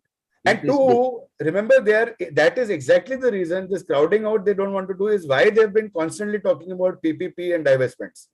Correct. As one source of funding, right? So Government will not depend only on this borrowing. They have to have that asset monetization and disinvestment also. Absolutely. Air India के बाद ये कभी का ये situation निकल गया तो government will be aggressive in that. Absolutely, and to some extent, inflation increases government spending by whatever 1-2%, but at the same time, tax collections में भी buoyancy आती है. वही है, tax इन्होंने बहुत what you call conservatively estimate किया, तो वो भी buoyancy उसमें provision है, उसमें buffer है. तो anyway, हमारा आपको बाद में contact करेंगे, हमारा भी एक seminar रहता है in N-Cube collaboration. I found you are really good. आपको बुलाने का है. Yeah, we will do. Yeah, Sandip, a couple of points, quick ones. Sir, Manoj bhai, like I said, I have that 11:45. There are some very senior people who are, if you don't mind, to everybody, I would apologize, but I had indicated that 11:30 was my sort of deadline. No, wonderful. 11:45. Huh? Yeah. Thank you so much. But sir, if you want, you can WhatsApp me, email me, anything that you want, and I would love to respond or reply. Certainly. We'll get to it. Now, Mr. Narendra, I would like to have your insights on the NSE. We are doing a deep dive into the National Stock Exchange, fundamental analysis, and also the trends. And there are lots of developments on the NSE. Every day people are talking about NSE. Your thoughts upon it, and then Vikram will do a deep dive presentation on NSE. I want to set the tone and expectations. I will not talk any specific thing, but I am sure NSE is also advertised for a new what you call managing director, and they will be definitely will be searching for a very able, particularly technology oriented and capital market related experience and right person for the not that current MD also, okay, maybe his period is getting over. So that continuity of NSE playing its dominant role in terms of what you call the enabling mechanism for all types of instruments of capital market, stock and other things, that will continue. And the performance of the National Stock Exchange, these leaving aside this temporary whatever setback, that will continue to do very well, and that has got all the strength. And whatever other issue coming from the regulatory angle or external agency angle, it is a in relation to certain things which are related to some past, and the past is not in anywhere having any indication for the current the performance. So there may be whatever is there that they have to, the new MD and even the new regulator in SEBI will definitely take tough action if at all any gap is there in corporate governance, in compliance with the rules and regulations, or in terms of the competency of the people handling different departments, or in a technological overall integration of the functioning. If there are any gap, I am sure that will be the first priority for both that the NSE as well as the SEBI regulator, and the loose ends have to be, and I want to be curbed, and that I understand that the having already been a member in the SEBI, the new MD, a new what you call SEBI chief, she is very competent, and she has also has a very good IT background, and she is tough in all what you call decision making and actions also. So I think that aspect, it is a continuity there. It has been a very good selection, and the NSE also, I found that they are also advertising for a new person. But both this and some of them, if anybody has been found fault, then naturally they have to face the consequences. That will be done. So overall, your question is, the Indian stock market has really matured, and the stock functioning and the governance and other things from the various measures taken by the regulator as well as both the stock exchange by BSE and NSE is robust. So I think in that respect, the market impact on that, as well as the overall current in terms of their performance or financial results or profitability, I think there will not be any impact. And I think the new leader coming there, NSE, will also take steps for the IPO, which is pending for quite a long time. Yeah. Wonderful insight. So our system is getting stronger and stronger, and Yes. good to see new a person at the help in SEBI with hands-on experience in Yes. corporates and banking, who understands the markets, and Yes. also NSE with governance issues, action being taken, and a new very strong person coming at the helm. We do a deep dive on what is NSE, their disclosures, their annual reports, the half-yearly performances. Are you ready, Vikram? Yes, Manoj.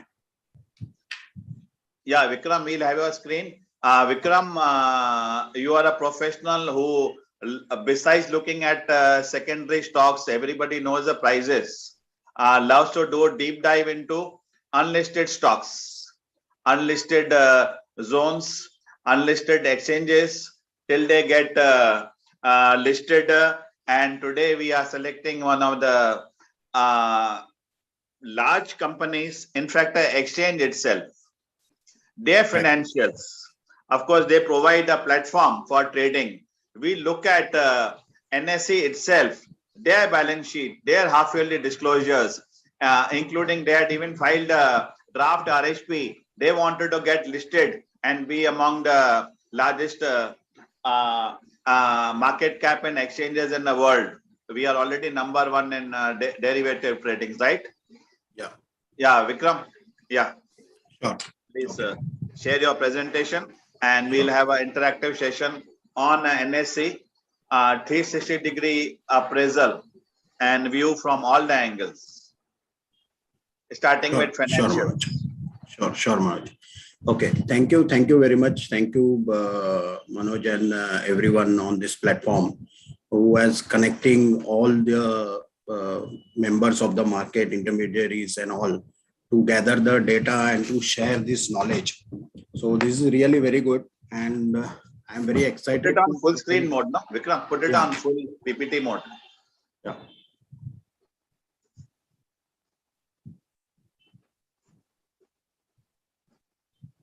Yeah, we'll do that. Yeah.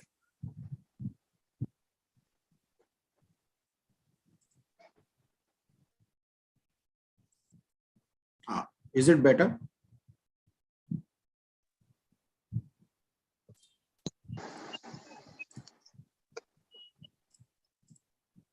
Hello? Yeah. Now you can see that?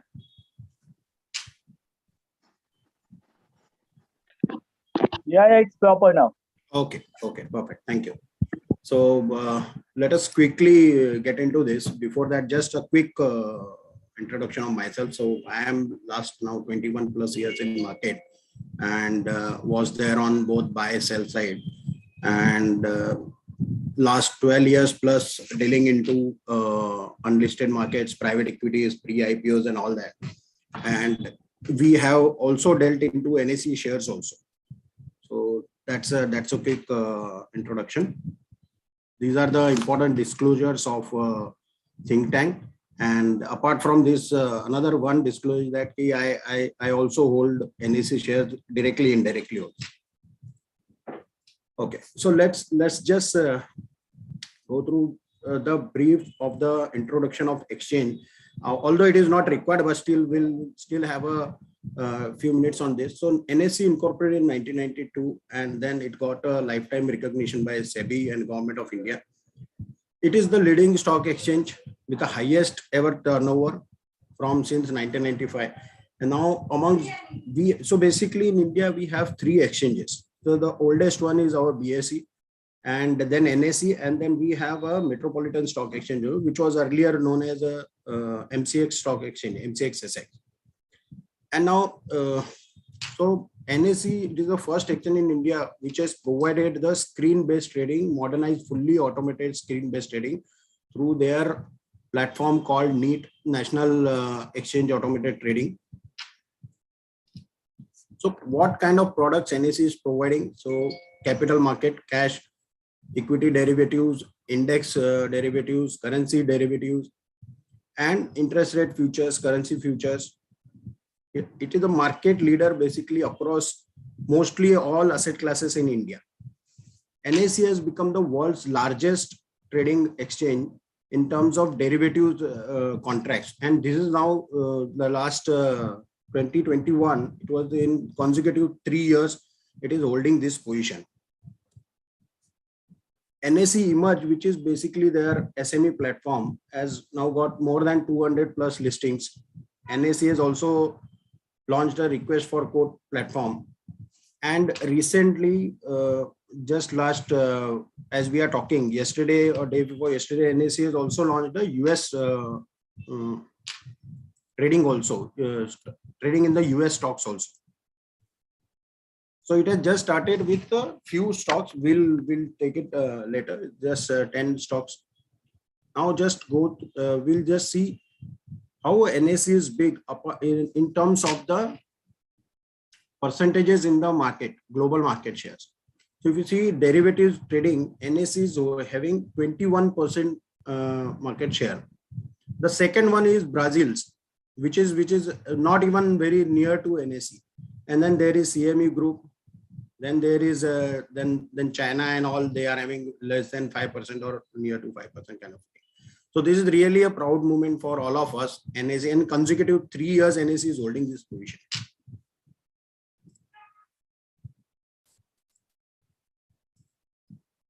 Let us just see how big is NSE. So as we discussed, it is the largest derivative exchange. It is the largest exchange of India and the world's 6th largest economy. It is the 2nd largest derivative exchange in the world in terms of currency futures trading. It is the 4th largest exchange in the world in capital market cash segment.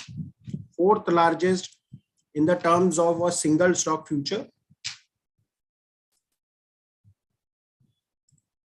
7th largest in the world for single stock option. 8th largest in the world for index future contracts. 8th largest again in the terms of interest rate futures, and 10th largest in the world by contracts traded in long-term interest rate futures. So overall, NSE is it's really kind of a most of the all segments. NSE is having a great market share and market leader it is providing. Now let us just have a look at who are holding NSE. So as you see, the it is totally institutionally holding by 76%, where the banks, venture funds, insurance companies, FPIs and other FDIs having a stake. Then body corporate individuals are having some around 23.37%. The top shareholders of NSE, of course, it is LIC. Then there are stock holding is there, SBI Caps is there, State Bank is there. And earlier, ICICI Bank, IDBI Bank, UTI, UCO Bank, they were also holding some stake. And then currently, if they are having some stake, or they have recently they have sold up also last 1.5 years back.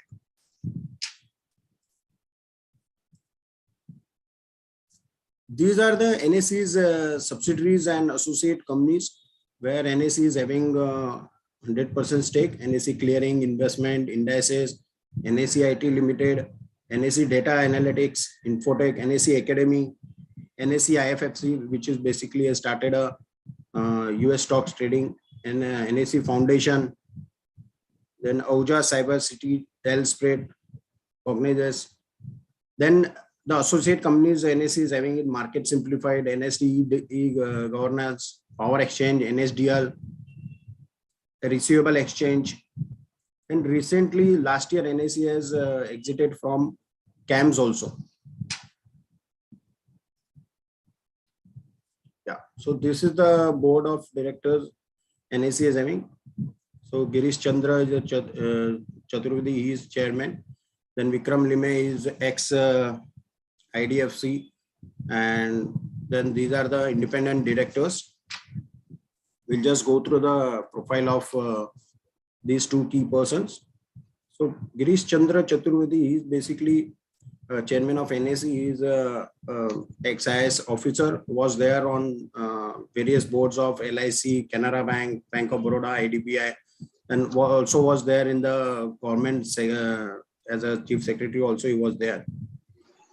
Vikram Lime, as we know, before joining NSE, he was there at IDFC. He is MBA, he is chartered accountant, and he is also having a vast experience. He was also there in ENBY and Citibank before this. These are the key personnels of NSE, and of course the auditors are PwC.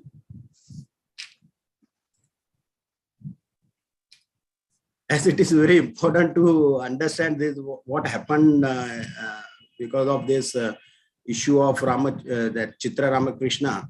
So we just thought to just give you the current remuneration structure of NSE. So currently it is having only the key managerial personnel, they are getting only 14.76 crore, where the earlier it was the numbers were very crazy.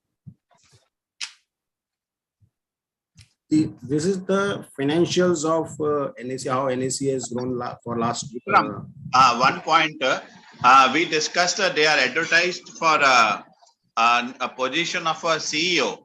So what about the current CEO? When is his term getting over? I think Manoj, his term is getting over in a year or two time. So they are looking into the succession of Vikram Lime. So would also completing his term, or there is another issue, and as soon as the new one is finalized, he will take charge? Any clarity on that? So Manoj, I don't have that clarity as of now on this, because of this what recent developments happened in NSE. So but one thing I am very sure is that the government or SEBI, they will be very caution of appointing a new person, and how they can put a control over the board also, and how they make this corporate governance more transparent and more strengthened, so that the issues which happened last, it should not get repeated. So yeah, they will take sure. they will, for a search of a new what you call MD, it will take at least 3 to 6 months, because not so easy. Right. I just saw the advertisement in the newspaper about this. I think it's the replacement of Vikram Lime, which will happen in 3 to 6 months, definitely. Okay. It's not that there is no succession kind of thing. Okay, Manish. Yeah, it is a direct new person coming. Yeah. Correct. Yeah, rightly you said, it will take at least 3 to 6 months time, so that they can finalize this thing. Vikramji, a strong capital market man with a lot of knowledge on the capital market, of course, we are not with reference to Vikramji, he was in IDFC and all. That is a infrastructure related and all. But here they maybe after all this, they would have found that there is a person who has so much knowledge on the capital market, regulatory guidelines, or the ecosystem coming in the abroad, and with that much expansion of, as you said, the subsidiary and activities, it is not easy to manage unless somebody who is really knowing all that. That is the intention, to get a new MD and CEO. Correct. It will be very interesting if Mr. Ashish Chavan takes interest. He has done a lot of work in NSE earlier, and has been doing lots of work in taking the stock exchange to greater heights, including trading of foreign stocks on the Indian exchanges. Let's see who applies and who gets selected.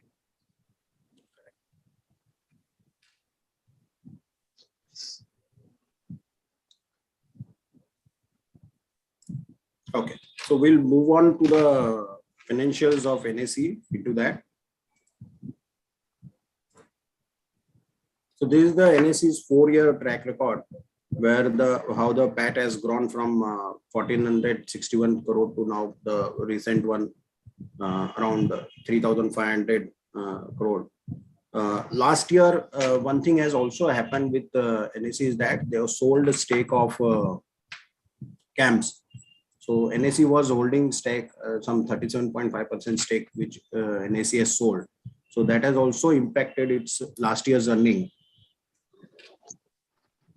So this is the NSE's PAT growth and EPS growth. EPS has grown from 19 rupees to now 72 rupees. We'll just look into how the margins have been grown. So if you see these operating profit and operating margins, they are growing from at least more than 60% over year on year. EBITDA is growing more than 60-65% year on year. The PBT, profit after tax, is growing 60%. The last one was at 74%, as we just discussed about the exit of CAMS. PAT is growing by at least 40% year on year. So this is consolidated FY21 उसमें आपने analysis. Camps Yeah. बताया, कितना amount था cell में? It was around approximately the net of around 1,800 crore. Somewhere around. Oh, then naturally that profit has gone Yeah. up. Correct. Yeah. So total revenue for last, this is the consolidated last year's revenue, which is revenue is up by 59%, income is up by 60%, the operating income is up by 90%, and the book value of NSE has grown from 174 to 235 rupees. Net worth has grown from 8,600 to 11,600 crores. So these are basically unofficial data which is available, as we have seen. In fact, last I think 6 years we are also dealing into NSE share when it was around 900 rupees or maybe less than that. So how the price have moved for last 2 years because of this CAMS exit, and also there were plan for NSDL's IPO also, which is still on hold. And so ये कौन बेचते? A market without that, no, who will sell that? Some individual selling or who sells? Yeah. So this is, see, all these deals are basically happening on a OTC kind of a thing, over the counter kind of a thing, where the buyers and sellers have been come together and they have been sold these stocks through people like us. So I am also part of one of the intermediary. We are doing this last 12 years. Okay. Apart from NSE, we have 250 plus multiple stocks. So NSE has traded in the range of last 1 year. If suppose I am taking it, it is traded in the range of 1,500 to its peak of 4,000 also. Because of this last issue which has come up of this last MD, so the price has gone down to 3,200. Currently, it is trading around in the range of 3,200 to 3,400 kind of thing. This is the chart as on which date? This is the chart as on Jan 1st. Okay, and what was the price as of then? It was there that time. It was around 3,500 to 3,800 kind of thing. Because now it depends. there is a lot of supply at 3,300, yeah, 350 levels. Lot of supply, yes, and there a lot is of very supply has little come demand. up. Yes, correct. So Maybe all this because of the supply controversy. Yes. And when the numbers come up, maybe Yeah. the FY 21-22 results, Yeah, correct. they should be very good because of huge volumes. Correct. And mostly what we have seen is mostly the selling has been done by FII also. So there were 2 FIIs they have sold, and we have a mandate of another 40 lakh shares available to sell. So because of this last issue and compliances issues, and again the issue of this Russia-Ukraine, so it has triggered NSE's price down by 800 to 500 to 800 rupees. So to compare NSE, we have see, it is very unfair to compare this with BSE because of large market share and all, but this is the only exchange available to compare with. So if you see the numbers and all that, so BSE is trading at around 44 PE and NSE is trading around 4600 PE. If I have taken a 3300 approx kind of a price, which is currently trading on, but definitely on the part of revenues and PAT and all, we literally cannot compare BSE and NSE. NSE is far ahead than BSE. And, are these standalone numbers? These are consolidated numbers. So this includes the numbers of CDSL for BSE. Yeah, correct. And NSDL for NSE, right? Correct. Consol. Correct. Yeah. And the third exchange anyway. नहीं, आज का subject BSE का नहीं है, but I am asking where the BSE is lacking then. BSE is mainly lacking on the volume side. So BSE is mainly lacking on the volume side. BSE has also started futures trading and all that. But if you see 90-95%, or I would say 100% of future trading is happening at NSE only. People are trading in Nifty only. They are not trading in Sensex. So BSE is still lacking on the volume side. BSE has its own pros and cons. So, and the most important thing which BSE is having is the highest number of listed stocks. So that gives BSE's good momentum. Whereas NSE is having close to around 2000 stocks, 2,200 stocks listed on the exchange. So if you the main clear comparison is the volumes only, volumes on the futures. Thank you. So there is huge potential for BSE. They have sent in a technology platform. And earlier, BSE used to be restricted membership. People had to pay over 1 crore, 2 crores to just get membership. And NSE membership was much easier and cheaper. Yeah. So is it that, do you have the membership numbers? How many members in BSE, how many in NSE? Manoj, I don't have that numbers, but yes, what I understand from market is that yes, BSE has now become more flexible, even if with I think with around 20 lakhs of net worth kind of a thing, you can become a trading member. So the lowest one is the trading member, then there is a trading plus professional clearing member, and then there is a trading clearing, and both you can do that. So BSE has now given a lot of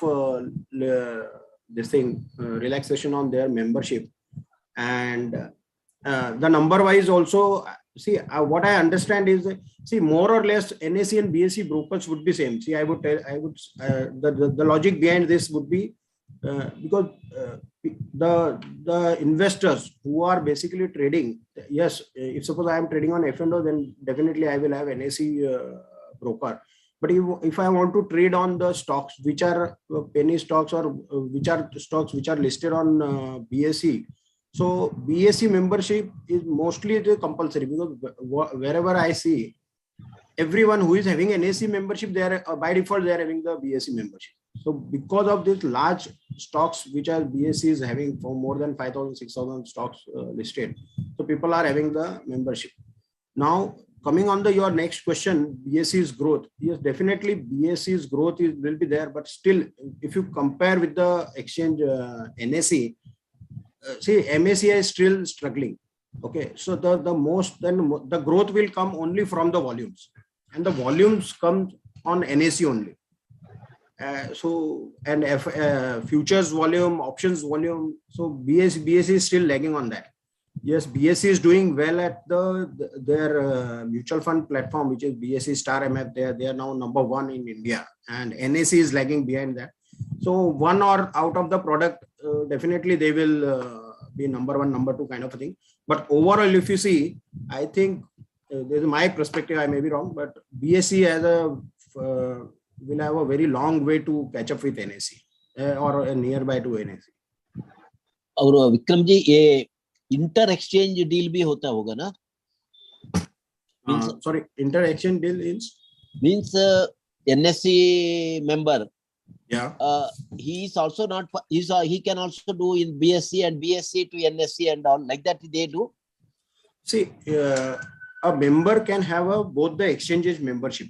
Like membership, I am a broker, okay. Yeah. But inter exchange settlements are not happening. So I think they may think of this.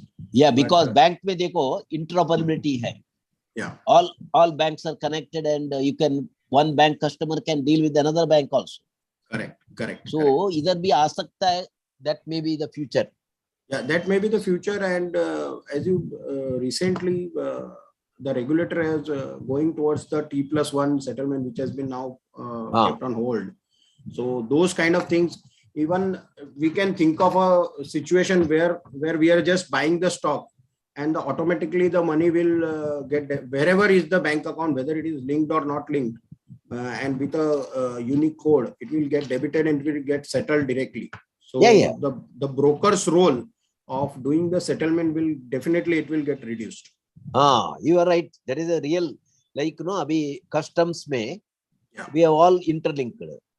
Correct. So same way this should happen here. Correct.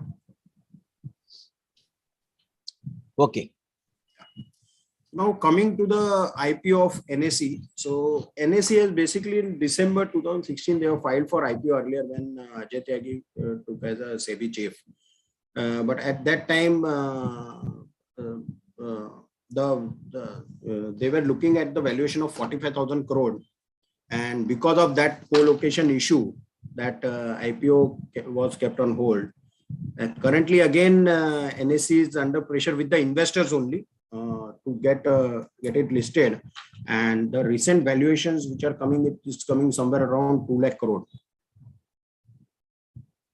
So as we see that NSE has a monopoly over the equity futures and tradings and all that, the valuation which we have discussed, that the valuations which NSE is claiming as of now, and whether the profitability will be there next year. Yes, the volumes have gone up, but it will have an impact where they have sold a good amount of their investment in CAMS, and they also have plan for getting listed of this NSDL, then NCDX, which is their commodity exchange, which is also there now. They are planning to merge it into NSE.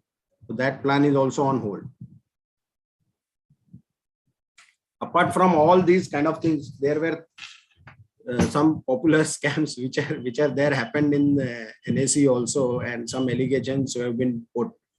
So MACI, which is Metropolitan Stock Exchange, when it was earlier known as MCXSX, so they have a case of 856 crore against NSE, where so this was related to currency derivatives membership, which NSE has given at that time to increase the volume and all that. So they have filed the case with the Competition Commission of India, which at the lower court, they already won the case. MACI is already won this case, and now this is pending with the Supreme Court of India. Then the co-location scam, which we have discussed, and the recent one, which is with that drama is going on, is literally on one side, we are seeing that there are a lot of development, there are a lot of technologies involved, and we can't literally so this really where we have on one side we have proud that we are the largest NSE's largest exchange in the world, and this kind of things where a CEO or MD who is basically running the exchange with somebody who is sitting in Himalaya and doing all these things. So literally that literally makes everyone down in the world, and a lot of media has coverage has been done on this.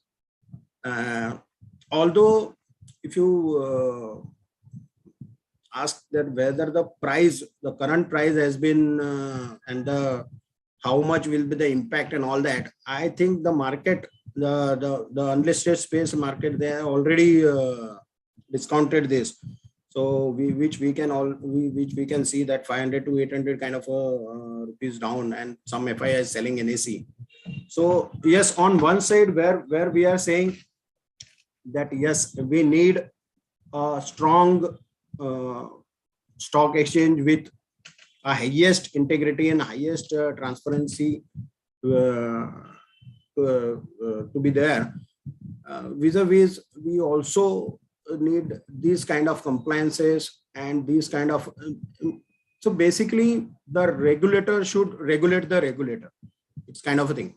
So NSE is a self-regulated. NSE is regulating all the companies, all the members. Now it also and the role of SEBI was also not that fair in this recent case, where it has been where they have not taken a proper action against either against NSE or against the people.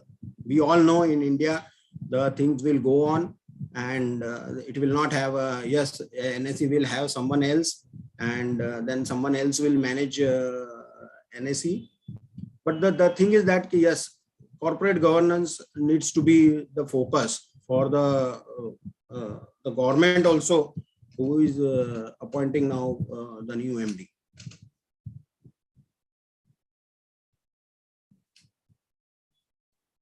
Yeah, guys, this is all from my side on NSE, where we have covered NSE's profitability, NSE's and how NSE is going on, and what are the issues and on these kind of things. So if you have any questions, happy to answer, or any views we can discuss.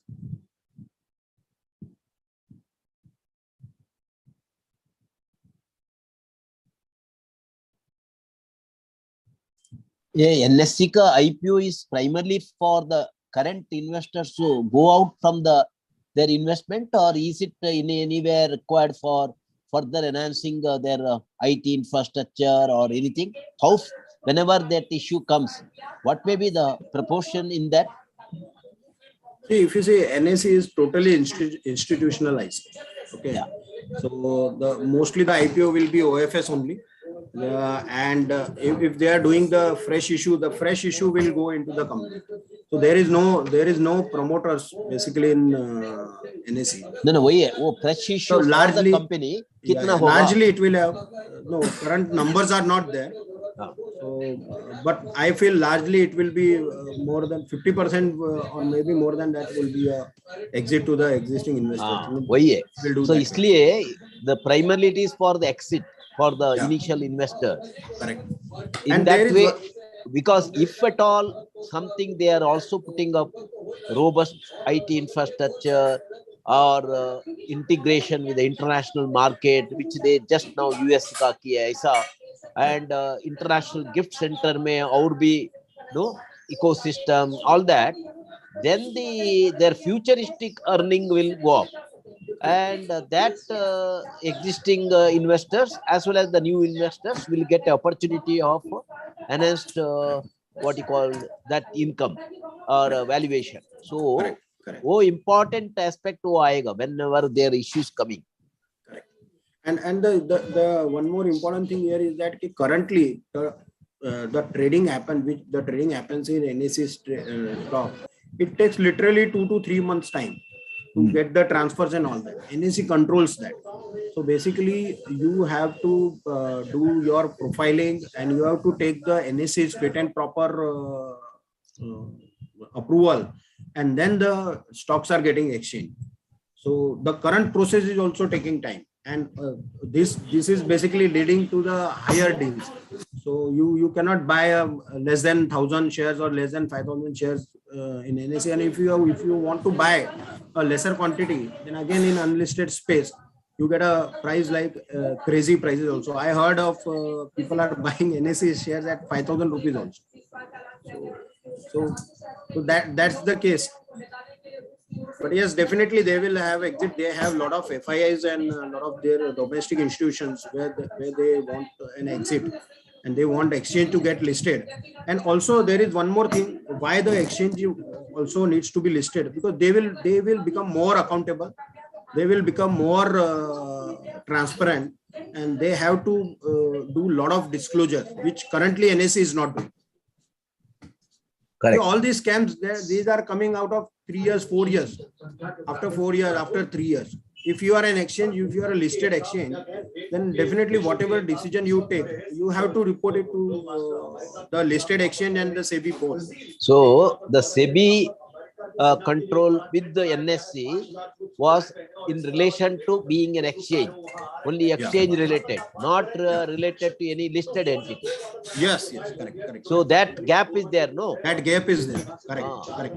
So even if suppose if you are a listed entity and if you want to make any decision to appoint anyone to give any contracts or anything, you have a highest disclosures which you need to go to the exchanges. So currently exchange NSE is not listed, so NSE is not giving those this thing. That is why the person who is having 15 lakh of package has got around 5 crore package. आपने वही बताया अभी Nobody वो was answering. yeah, nomination remuneration committee is compulsory for listed companies. So इधर तो है, but it's not effective. It's not effective. It's not. हाँ, तो इसलिए ऐसा हो सकता है. This is all. So listing of NSE will definitely have a more. हाँ, तो ये overdue है. ये overdue है. It is already overdue. I feel before LIC they should list NSE. Is what I mean. Generally, we our broker lobby we think of this. Because LIC also has got major share here. Correct. More than 10%. हाँ, तो उनको थोड़ा उधर उनका company list करने से इधर list किया तो और ये तो पैसा अच्छा मिलेगा ना इधर भी. Correct. And there will be a lot of unlocking of the value. If NSE's share was freely tradable, would have been freely tradable in unlisted space, we would have seen a price of around 5,000, 7,000 levels. Because of the issue where the lot size are higher and it takes 2 months time to complete the formalities, the trades are not happening that way. Yeah, that level it doesn't happen. That trouble is there still. Correct. So, in fact, we have seen many banks, institutions, PSU banks, IFCI, IDBI, they have huge stakes in NSE. Many of them were promoters. And when the focus is on core business and this being a non-core assets, they have been selling. And in fact, they had to give advertisements or do some bidding like IFCI did. We remember IFCI sold shares at 800 rupees a few years back. Correct. They needed money. If the listing was there, the price discovery will be far better. And they did not have resolved to such processes. Many promoters have stake and they want to focus on their core business, and huge wealth has been created by just holding NSE shares for long term. So one thing is, it's a blessing in disguise.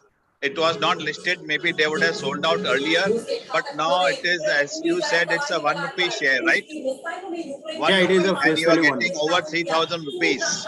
So huge value unlocking can happen, and there can be greater better price discovery. And also, then that LODR comes into effect, appointment of directors is by shareholders. So there can be a better management and better independent directors who are appointed by the general body of shareholders. Now, there is a lot of interference from the bureaucracy, and sometimes even the top government cabinet ministers are not aware of what's happening on the ground. It took over 5 years, 6 years to discover. And now, incidentally, it's good the government is tightening their grip and would be having better boards, including more effective CEO.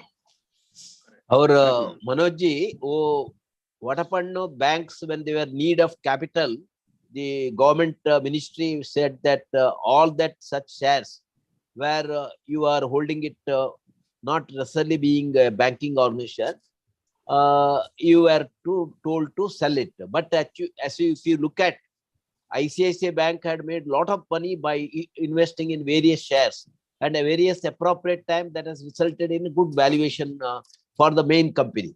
So I think that was really premature in selling now. All of them who have sold, as you rightly said, it is at a peanut. Had they been waited for some more time, when the real IPO and all, then they would have got bigger value. So in that respect, that was a little earlier mentioning, no, you sell it. So some of them sold it. Right. In fact, IFCI, there was a time the investment in NSE was more than the market cap of IFCI. Right? Correct.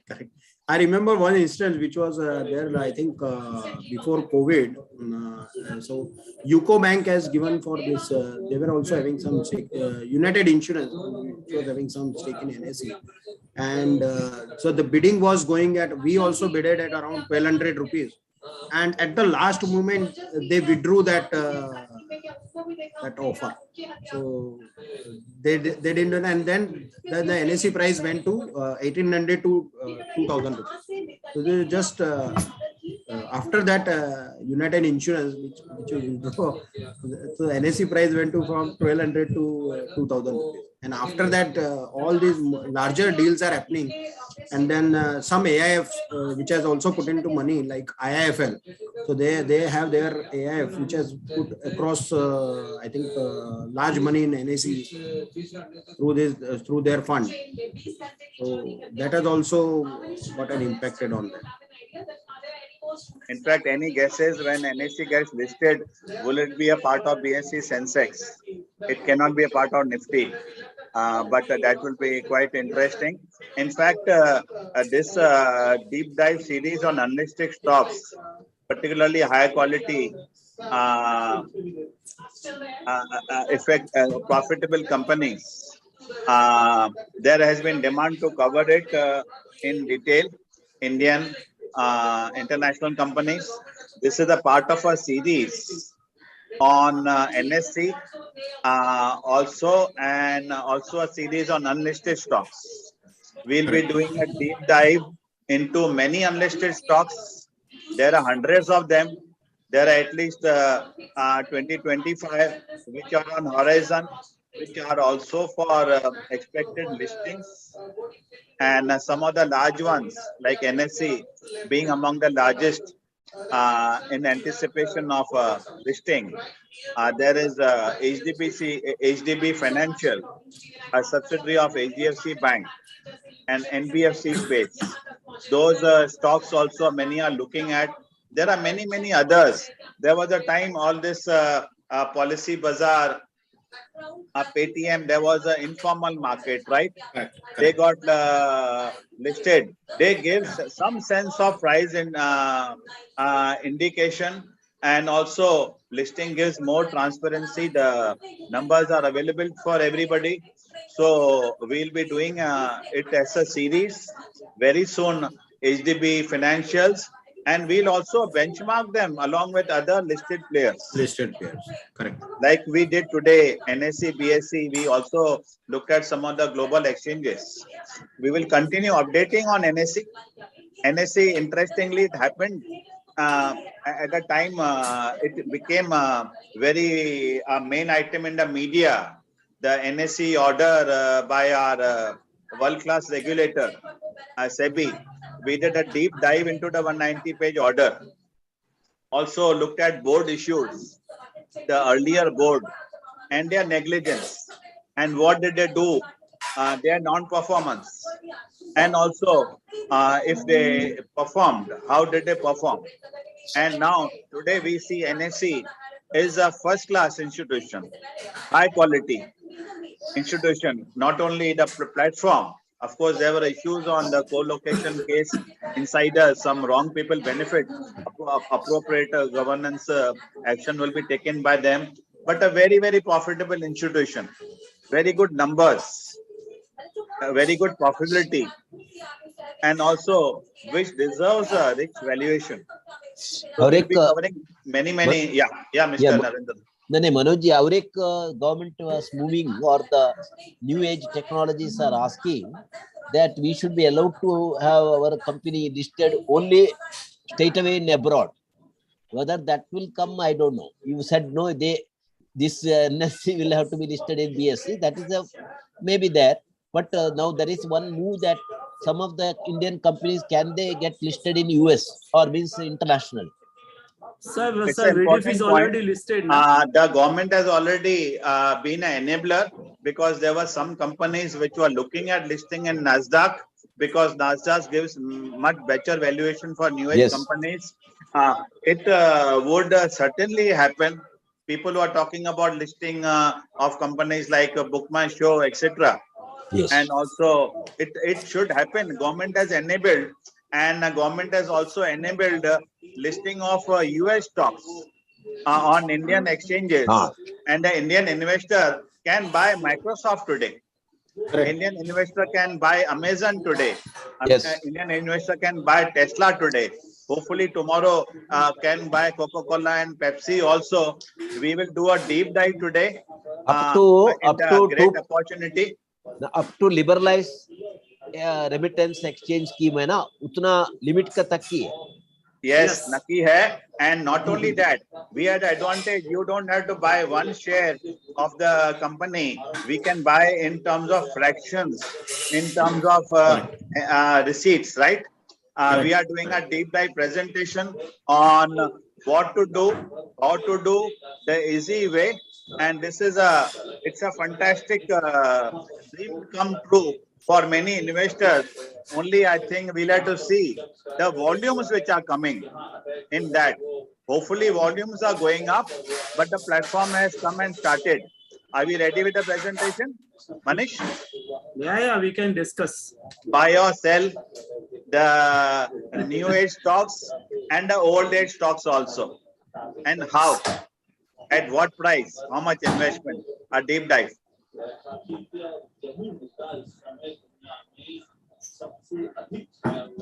Let's make it as interactive as possible. This is a new opportunity. First time it has happened. You can go tomorrow to the intermediaries, which we will discuss. Open the account, and it's possible to start investing since from Monday.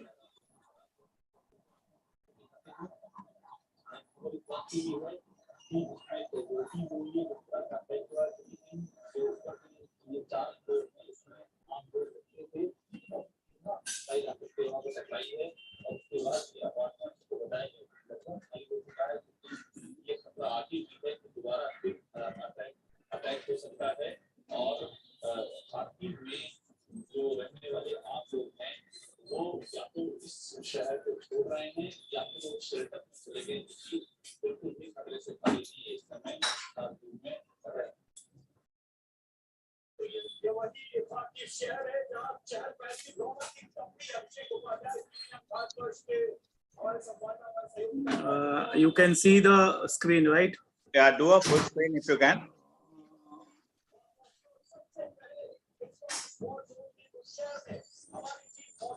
Where to do this?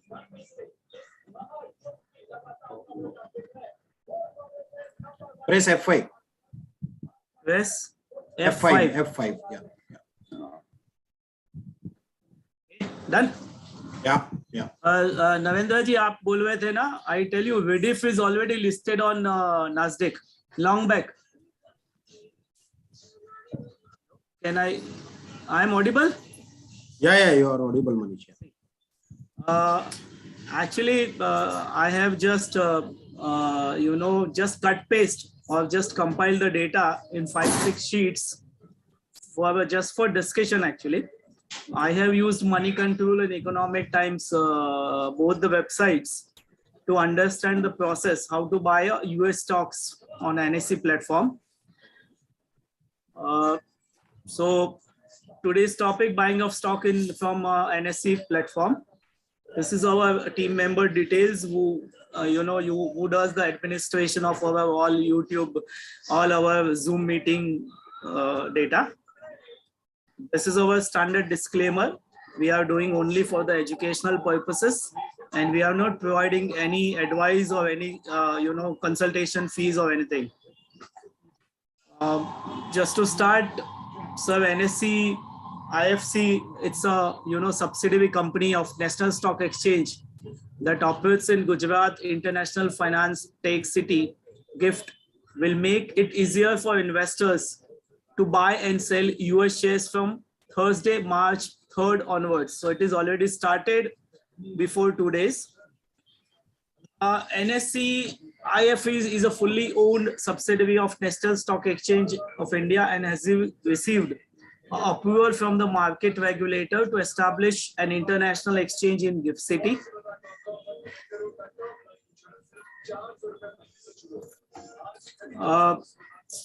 from SEBI, the platform provides an additional investment opportunities for Indians to invest in US stocks at a low cost. To begin with, stocks of 8 US entities will be traded on the exchange.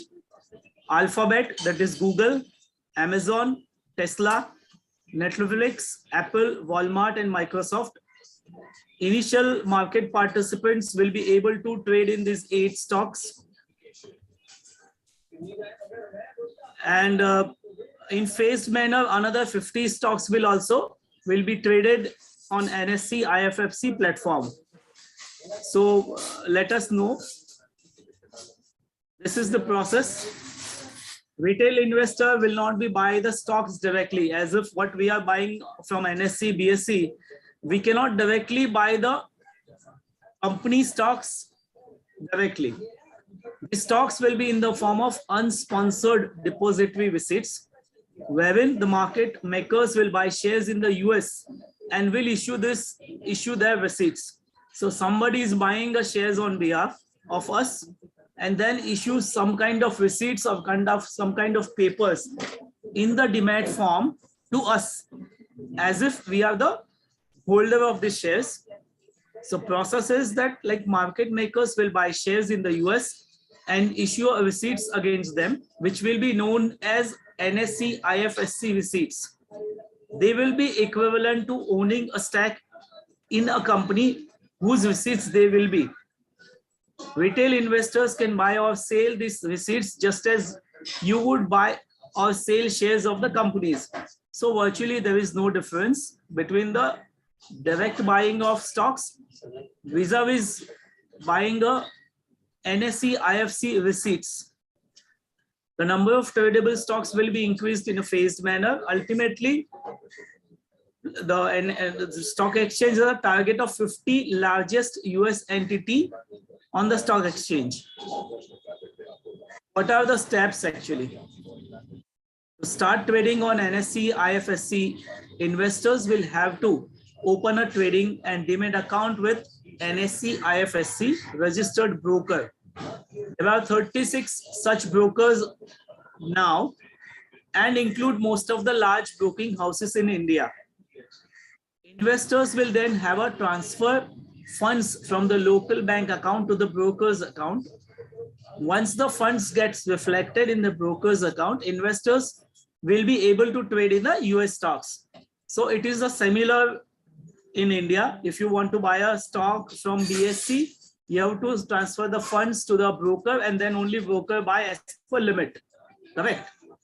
For trading in the stocks, retail investors can transact on the IFSC platform under the liberalized remittances scheme, LRS, limits prescribed by the Reserve Bank of India, that is RBI. This currently stands at $250,000 for each financial years. So roughly we have approximately above 2 crores investment can be made during the year. Approximately, it is more than that. Ownership. So who will own the shares basically? The shares will be owned by the NSE, but the NSE IFSC receipts will grant ownership of stakes in the company.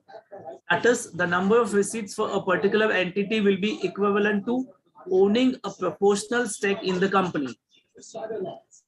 NSE had further specified that NSE IFSC will release the receipts of all the approved companies in a certain ratio. For example, 1 share of Tesla will be equivalent to 100 NSE IFSC receipts, and 1 share of Alphabet and Amazon will be equivalent to 200 NSE IFSC receipts each. The ratio specified for Microsoft, Netflix, and Meta platforms is 1 share each of these companies equivalent to 50 NSE IFSC receipts. The ratio of Apple and Walmart is decided as 1 share to be equivalent of 25 such receipts. Oh, I actually, very important slides I forgot.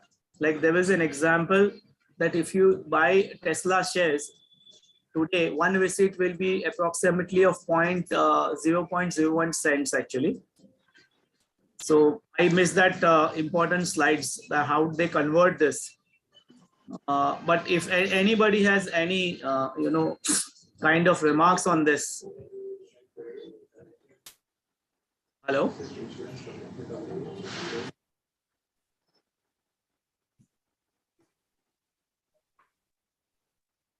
Yeah, Manish.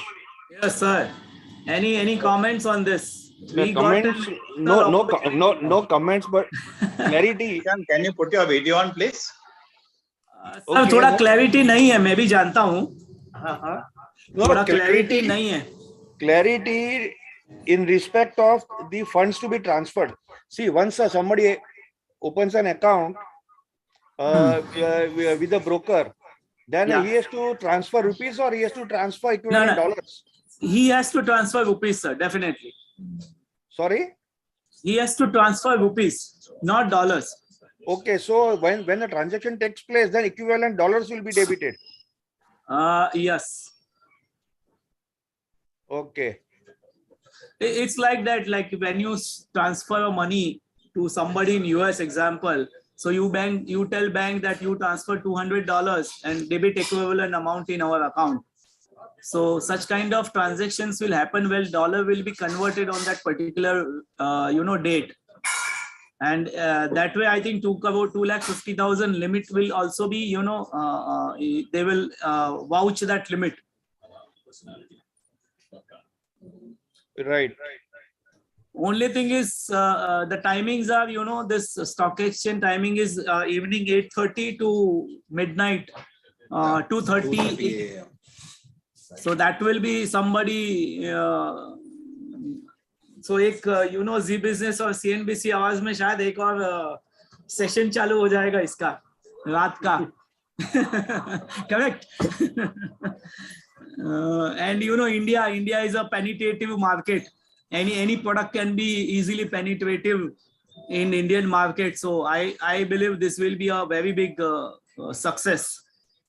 2 days back, I was listening to the Z Business where they were, discussing the brokerage about this transactions. They were saying that it is around 2.5% maximum brokerage can be levied by your broker.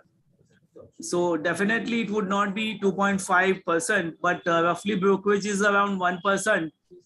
Plus another expenses of 0.5% of all the kinds of expenses.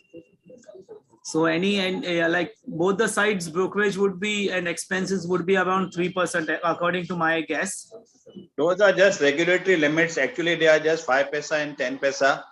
Today, any investor can invest in US stocks directly through Indian brokers like ICICI Direct.com and Kotak. One can invest directly. They have joint ventures with American brokers. They can do it. In fact, in any stock, they can do it. Any stock. And brokerages are very competitive. That's a few basis points. Now, this provides a platform on NSE. It's an NSE platform.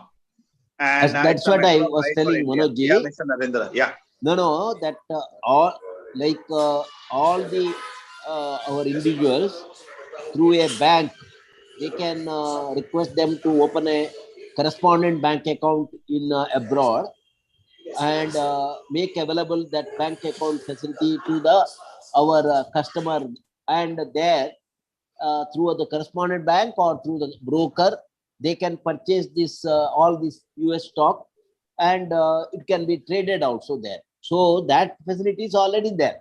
As you rightly said, NSE has taken the advantage and we have come with the platform for it. Right, and made a very simple process for the 50 stocks, which has been announced, and initially to seed and experience in 8 stocks. But what needs to be seen is the volume on this platform, the transaction cost, the difference between the buy and the sell quote on the system. And unless the volume builds up, it will be at a disadvantage for individual investors, because here all those NSE brokers, if a pool of that such individual investors gets them in such trading or purchase and sell and all, then they are able to have the power of money. But otherwise, Sorry. Carry on, sir. नहीं हम बात करिए that ये कि छोटा volume में ये इतना बड़ा एक्टिव नहीं हो सकता, इसको बड़ा वॉल्यूम जरूरी है। इसके वाला के लिए quite a lot of people, high net worth individual will have to opt and they have to utilize that these brokers through the NSE, then they will have a really power of money. Otherwise है ना ये छोटा और इतना बोली service charge निकल जाएगा। Mr. Narendra, see, basically, I think, see, this also gives an opportunity to lot of big HNIs, UHNIs, and domestic institutions where they can do some arbitrage also. See, can you remember the situation where BSE was the leader and NSE came in? So the market makers were generally the initial market makers generally are the institutions only, because they find the arbitrage opportunity. And arbitrage kills your this pricing and all that, and that automatically that creates the volume. So if you compare this US denominated price and with the actual US price with the NASDAQ, and if suppose some large institutions are having both access to NSE, IFSC also, and to that NASDAQ also, if they are finding any arbitrage in dollar to dollar terms, definitely the volumes are going to. But as you rightly said, but as you rightly said, for retail participation, definitely the volumes are needed, and NSE, as they have done for the cash market and future market in 2000 onwards, they will definitely do it here also. Now the only thing here is the execution, how the simple execution they can do, like normal investor who can understand the open account with Zerodha stocks or like these discount brokerages or anyone, they can just open an account and then do the trade. How simple this process will be, that will also have a good trigger point for the volumes. Thank you. And Manish, can you share the 36 names which you mentioned? Actually, I have to go to. I can do that, no problem. I think there are some 10 names which are there started. They have started with. There are 8 stocks and 36 intermediaries. HDFC has a big group. HDFC Bank. Let's go one by one.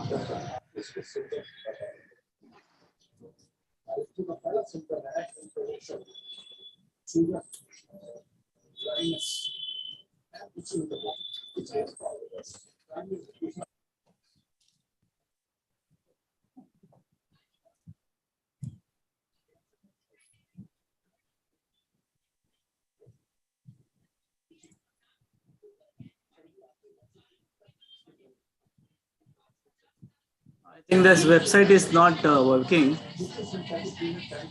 I have that list in my another laptop. Manish, I have just got that list. If you want, I can just. Yeah. You can share it. You can share it, sir. There are 36 names. Let's have all of them, and some of them are high volume intermediaries, and high volume intermediaries offer very competitive rates. Can we go one by one? Vikram, can you read them? Yeah, I can read that. So it's basically Anand Rathi, yes, Arihant Capital, Daga Business, Divya Portfolio, Dolat Capital, Edelweiss, MK Global, then there is ST, then there is Evermore, Excel Broking, Findoc, Globe Capital. Then there is, of course, as we guessed, SDFC Bank, Indothai, GRD Securities, Goldmine Securities, Mansukh Broking, Marwadi International Securities, Motilal Oswal, Open Futures and Options Commodities IFSC Private Limited. Then few other names are Philip Ventures, Pace Financial. Then there is RSL, Share India Securities, SHG, SMC Global, Star Finvest, Stock Holding Corporation, Synergy Deal. Surprised to see there is no zero, there is no ICICI is ये also 30 not there. brokers है, 30 brokers है. And it's a mix of PSU and private sector. and small and large brokerages, maybe they had a membership already of the exchanges and they had the infrastructure ready. Yeah. And hopefully many more should join. Looking at the volumes, they need to see possibly the volumes, and it is possible their clients will also ask for that trading facility. But one interesting thing to notice, you did not need $100,000 or $10,000 to start. You can start with less than a lakh of rupees and start with maybe 2 stocks. And we have seen international exchanges like London, Luxembourg, they have those GDRs listed when Indian companies were raising money from offshore market to get a foreign exchange. Liquidity in Belgium stock exchanges, etc., were also very low. GDRs were very thinly traded, and they had higher thresholds. Now this is a very low threshold. Even I think 50,000 rupees worth of stocks we can buy. Yeah, Mr. Narendra, you were saying something. No, whether cryptocurrency में अभी लोग invest करता है, maybe under that scheme only, maybe, but unauthorized. Can that money get shifted to this shop through this? That's very interesting. Yes, they have an option. So why not look at Amazon and Teslas?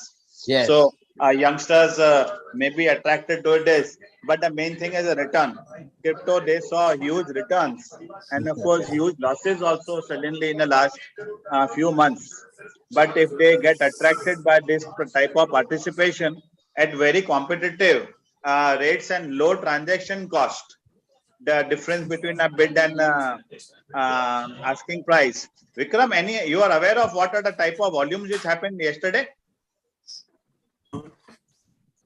Manoj, I haven't looked at to that. But, no, I tried to find out from the website, but koi data nahi hai, Manoj bhai. So data needs to be available. This platform should have a separate website, and they should give stock-wise data. They are having the separate website from NSE. You can just go to this NSEGIFT.com. But unless it is operational and gives appropriate insights, there is no use of such website. And it is really unfortunate NSE at this stage, when everybody is looking at NSE under deep scrutiny. And then when they launch, they should back it up with appropriate systems. Correct. So we know the transaction cost and what are the type of volumes, what are the spreads. Correct. Possibly these are some data which is there. Okay, some data is available. Oh, fantastic. This is on which website? This is on NSE. Even company wise, company wise, they have given the last traded price and all. Right. But does it get a volumes? Volumes are there in 1,000, I think in USD, $100,000. 100,000 volume is there in Apple. So that's very interesting. So it has taken off successfully, we can say, right? Yeah. We are on doing the first day directly into the NSE. Volume website. also there. Volume is there. Yeah. So they need to increase the timing of the platform. Correct. Or maybe overseas Indians who are traveling or who can't sleep. So looking at international market, they will look at it. So in fact, this is a great thing we are doing for NSE's platform to create awareness. Yeah, but Manoj, the platform and opportunity, and who will benefit? NSE will benefit, and the companies listed will benefit by getting well known on Indian stock exchanges. Yeah, Mr. Dushyant, you were saying something. Yeah. I was just looking at this chart, and I think some disturbance is coming. Somebody is constantly.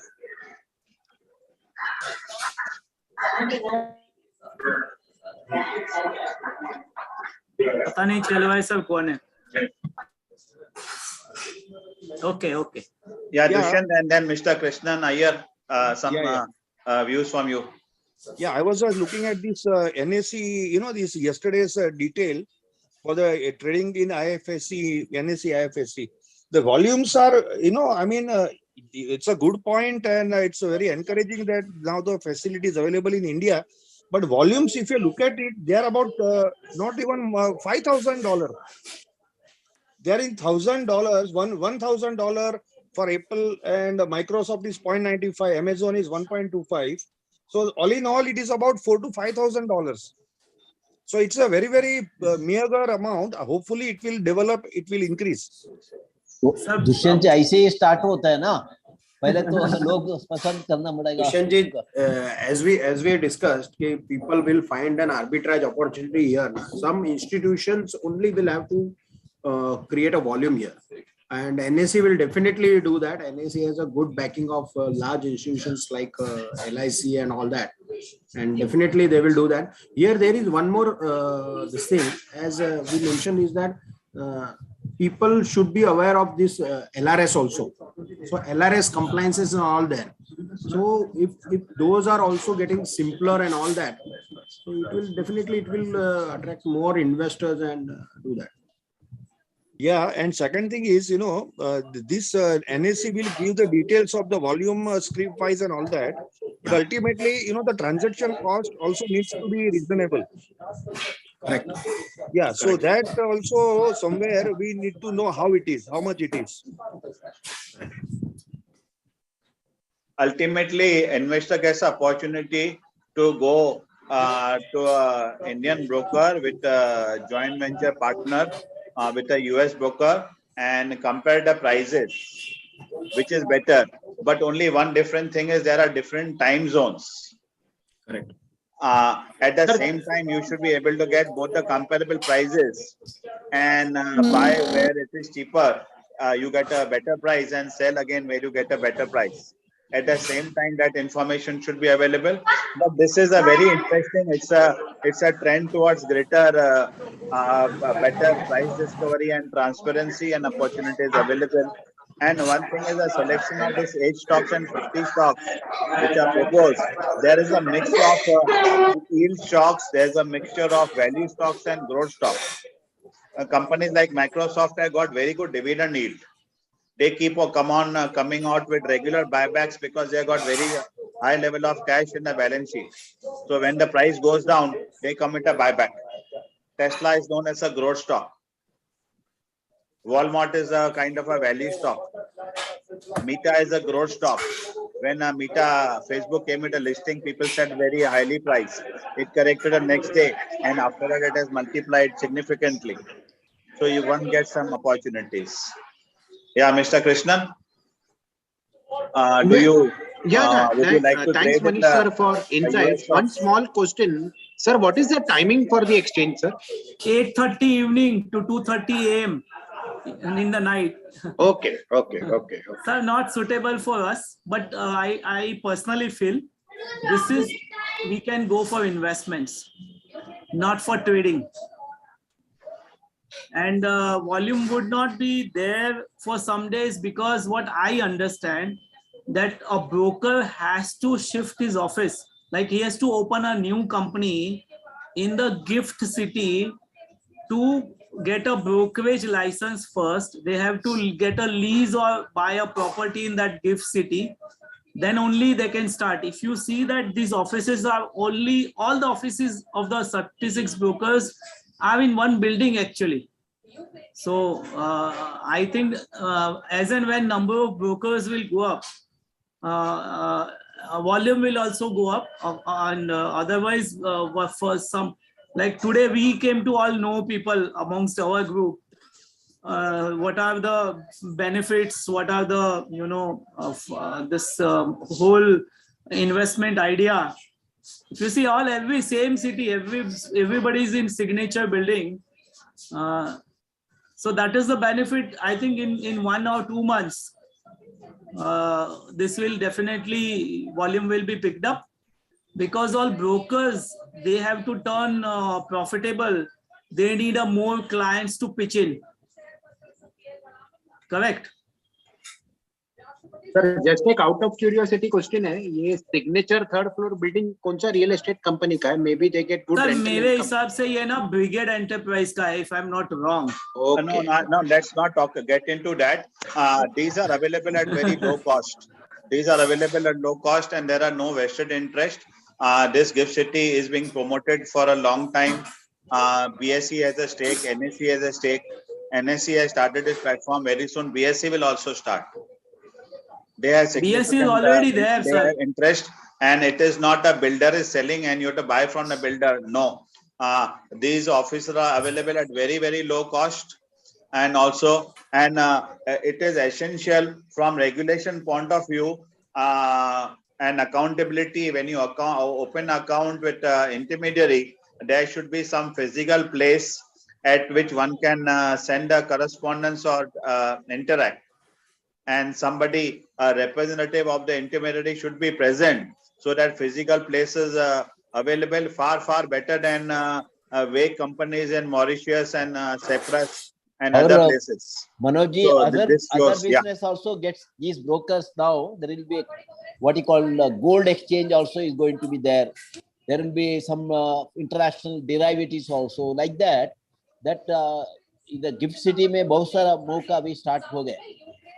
Sir, Right. actually, this broker has to form a new organization to work in a GIFT City. They cannot mix the business of normal brokerages of BSE, NSE along with the GIFT City. They have to register in the GIFT City.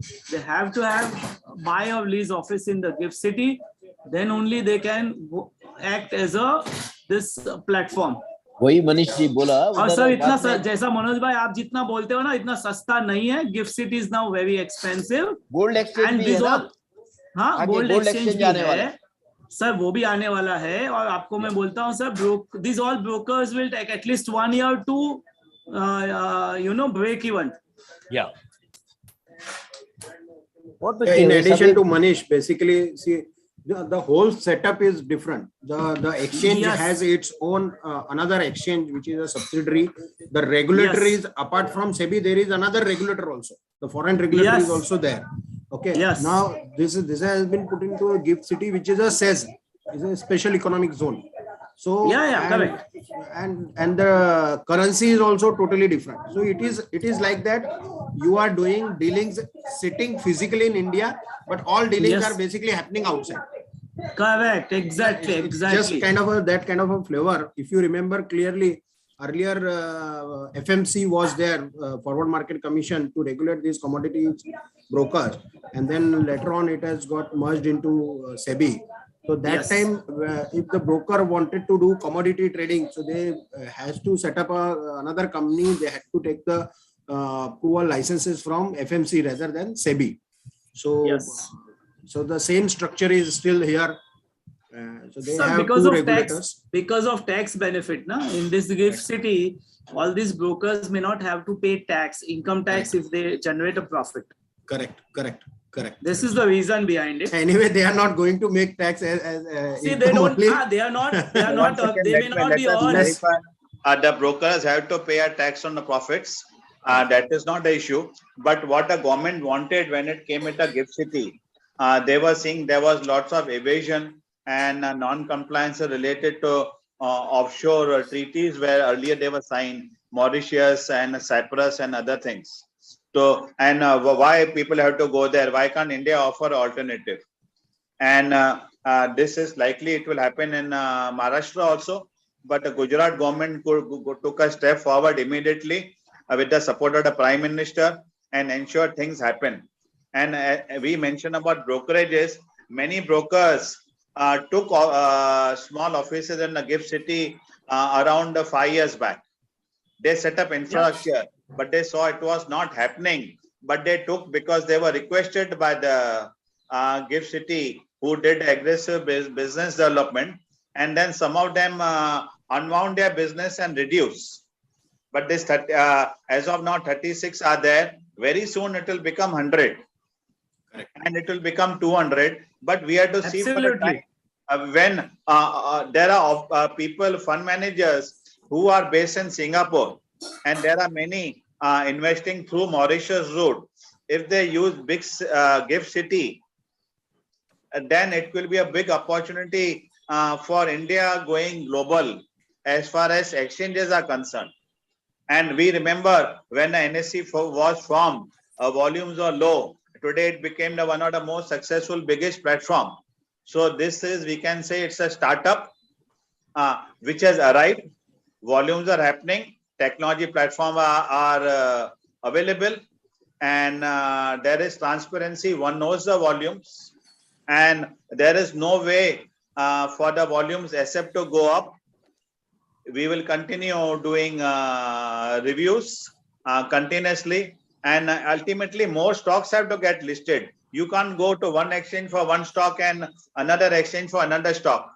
So when all the 50 stocks are listed, that will be a trial. Ultimately, you have to have 1,000 stock plus listed to have significant volumes, because a buyer needs a choice, right?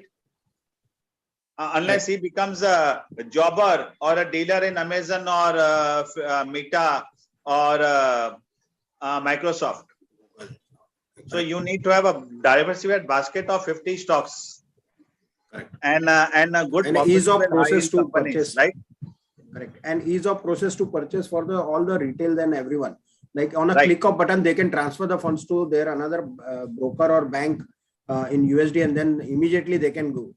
If suppose currently, if suppose generally if we want to buy any US stocks, so we should have a US entity, and then I transfer the funds. So transfer of funds only takes 1 day, okay, through SWIFT and all that. So if it is happening within India, the fast, and if suppose I have a money at around suppose 8:30 it is starting. So if suppose morning I am sending money, so evening I should buy the stock. So that kind of a process they have to basically do this. But there will be the process is most important. Vikramji, there will be definitely what you call currency conversion rate, no? Correct, and that will have impact of this. Yeah, that will also have impact. आज का conversion करके हमने किया, suppose हमारा rupee versus dollar कोई variation आगे होता है, automatically apart from that, no, if you are looking at again conversion back, you will have that risk. Correct. But I guess those who will be dealing here, they won't be doing a back to rupee for a long time, because they will have a committed funds. Correct. And once they convert it in dollars, they will keep it in dollars, because they will build up the portfolio there. Right. That's important. Portfolio within that amount permitted only. Yeah. But my point is that how it compares with the present system of investing, that you transfer dollars through this RBI, this 2.5 lakh, you transfer to some broker outside India and then transact. So how does it compare with that channel? There, no, it is going to be at the hands of that broker. So he will be managing and all. Here, maybe through the exchange, you can have a very transparency, and you will able to have the information, MIS better. It may be that. But Narendra ji, even Indian brokers like ICICI Bank and all, suppose you have an account there, through them also you can invest directly in US. I know. They do. That is all. That's why I mentioned already that channel is already there. Yeah. So between these three options, like one is a channel through your Indian brokers outside IFSC. Next channel now this opened is in Indian broker or whatever broker in IFSC. And third is your remittance outside India and investing directly. Yes. All are there. Yeah. So which one will settle down? I mean, because a lot of people are doing through brokers otherwise, not from IFSC, but through otherwise. A lot of people are doing because it's IFL and ICICI and all these people are doing. And I think that is working pretty much well. And, banks have also opened branches in GIFT City. And they can also raise money directly from there abroad under their borrowing requirement. And they can also have foreign currency deposits also. So it will be equivalent to a deemed overseas branch, which has a lot of benefits. So they can also get this account directly from you there, and they can do the dealings also. Another point which is coming, today we had 36 brokers. There are many brokers who have visited Wall Street. They had thought about opening offices in New York and London. And then they say the cost of setting up an office in New York and London is very, very high. So when you look at, so that to have effective ability to service the stakeholders, now it is coming at a very, very attractive opportunity. So that their cost will come down. So more Indian brokers will come. And when we talked about ICICI and Kotak's offering platform through their technology platform. Now they had JV partners. They could not do it on their own. They did JV partners. Here they are able to do on their own. So there are many Indian firms, brokerages, which will become larger and not only attract Indian stakeholders, but even NRIs from abroad and at some particular time, even foreign citizens when the regulations allow. So opportunity to have a platform and ability to serve to the Indian brokerage and intermediary is a very significant step taken by the government. And it starts with GIFT City. Ultimately, anybody can offer the platform in any SEZ with the approval of the government. So more competition will bring more opportunities and lower transaction cost. Ultimately, the market will decide who gets a more volume. Whoever gets a more volume at a lower transaction cost is more effective. Another thing is to see who is the regulator, what is the excess in case any problem happens. Today, if you have a dispute with a broker in USA, what is the remedy? Can you complain to SEC? And then you need a foreign lawyer. And today, if it is GIFT City, then accountability is different. Whom can you complain? You have a better redressal mechanism. So many things are to be looked at. So more choice to the customer and the stakeholder. That's actually the name of the markets. When you have more choice, so more competition, more customers get serviced. Ultimately, experience will tell the story. We'll have more and more people sharing experiences when they do transactions. What is the government plan for having, say, another exchange in Mumbai? Well, the government is allowing anybody to set up a account and set up an infrastructure. So it has started with GIFT. There are other governments also who are keen on doing it, but they are watching because infrastructure setting up takes time. But hopefully support will come to multiple states. But let's see the experience of how it is. NSE has started. We will look at the time when BSE starts. I hope that someone starts in Bombay. BSE, they have a GIFT City plan. If they start, then apparently then many other things can happen. Bombay has a big ecosystem, supporting these foreign exchange transactions and the share market and all, better more than GIFT. Now GIFT, they are promoting, GIFT, they are persuading, GIFT, they are pressurizing people to go there. So all these things will not be required to do when they open in Bombay. Let's hope for the best. More resources available, more options available. And if you can do directly in Dow, if Dow also sees our ticket size and reduces the ticket size, it will be even better. We are talking about the companies listed abroad. Anybody else would like to share any thoughts? Put the video on.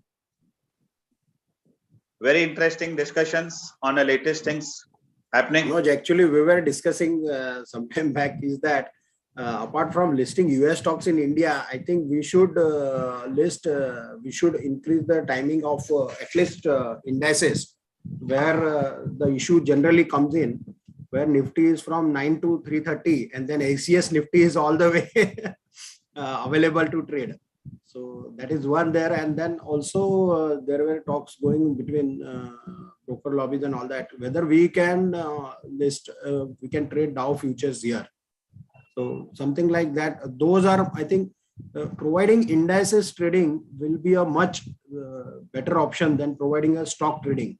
That will be interesting. Besides 50 stocks, if we had Dow and Nasdaq and SGX Nifty also traded here, not SGX, that you can name it as whatever name, or you can just increase the the timing for the GCX Nifty.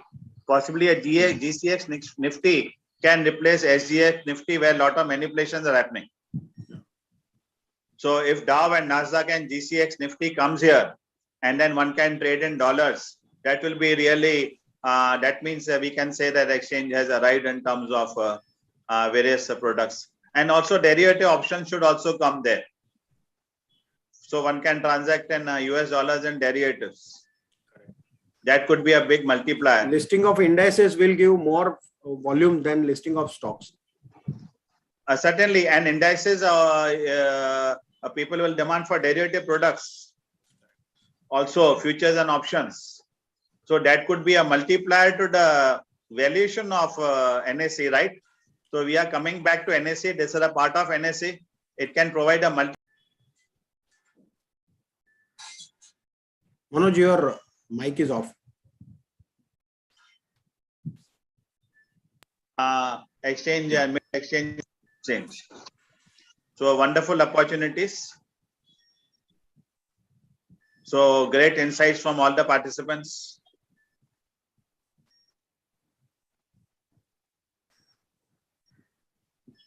Dinesh, you are here with us?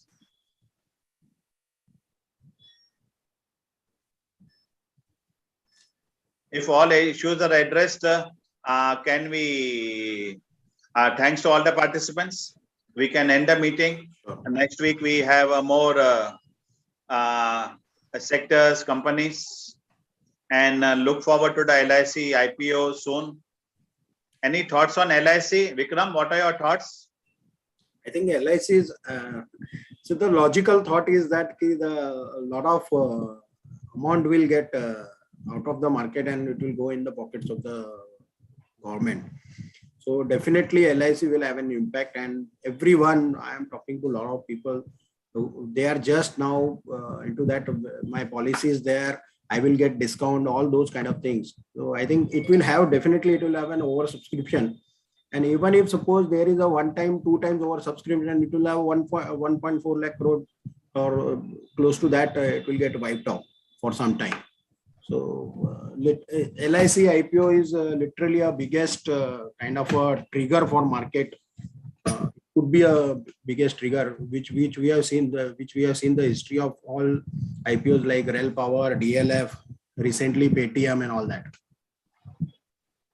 So when do you expect the LIC IPO to come to the markets? 2 days back, I think they were just discussing Ministry of Finance that they may consider to delay the IPO because of the global geopolitical situations are going on. So I think they will basically, they may delay this, but the final decision has not yet been made. They have also appointed new CFO from Reliance Nippo Life Insurance Wala. I forgot his name. He has been appointed as a new CFO for LIC. Okay. Correct. It's interesting. LIC is offering a package of 2.5 to 3 crores to a CFO. Yes. Much higher than the chairman and the executive directors The of most LIC. most important thing on this LIC IPO, I think, post listing of this. Suppose the IPO is listed at around whatever 2,000, 3,000 rupees. But will the LIC will maintain to grow at the stage which is going on? So if you see the growth numbers and all for recent 2-3 years, it has declined. So where LIC was sharing, enjoying 100% market share, now it has just came down to 65%. And even if you see last 3-4 years, so it is going down. And the new age companies like HDFC Life, ICICI Life, these are doing quite well. So apart from just getting listed, how LIC can perform, that is most important, and that will definitely will have a price action into that. And even if suppose LIC is listing at around 2,000 to 2,500 in near future, there could be a selling pressure into LIC's stock. Well, selling pressure can come only from the holders of the stock.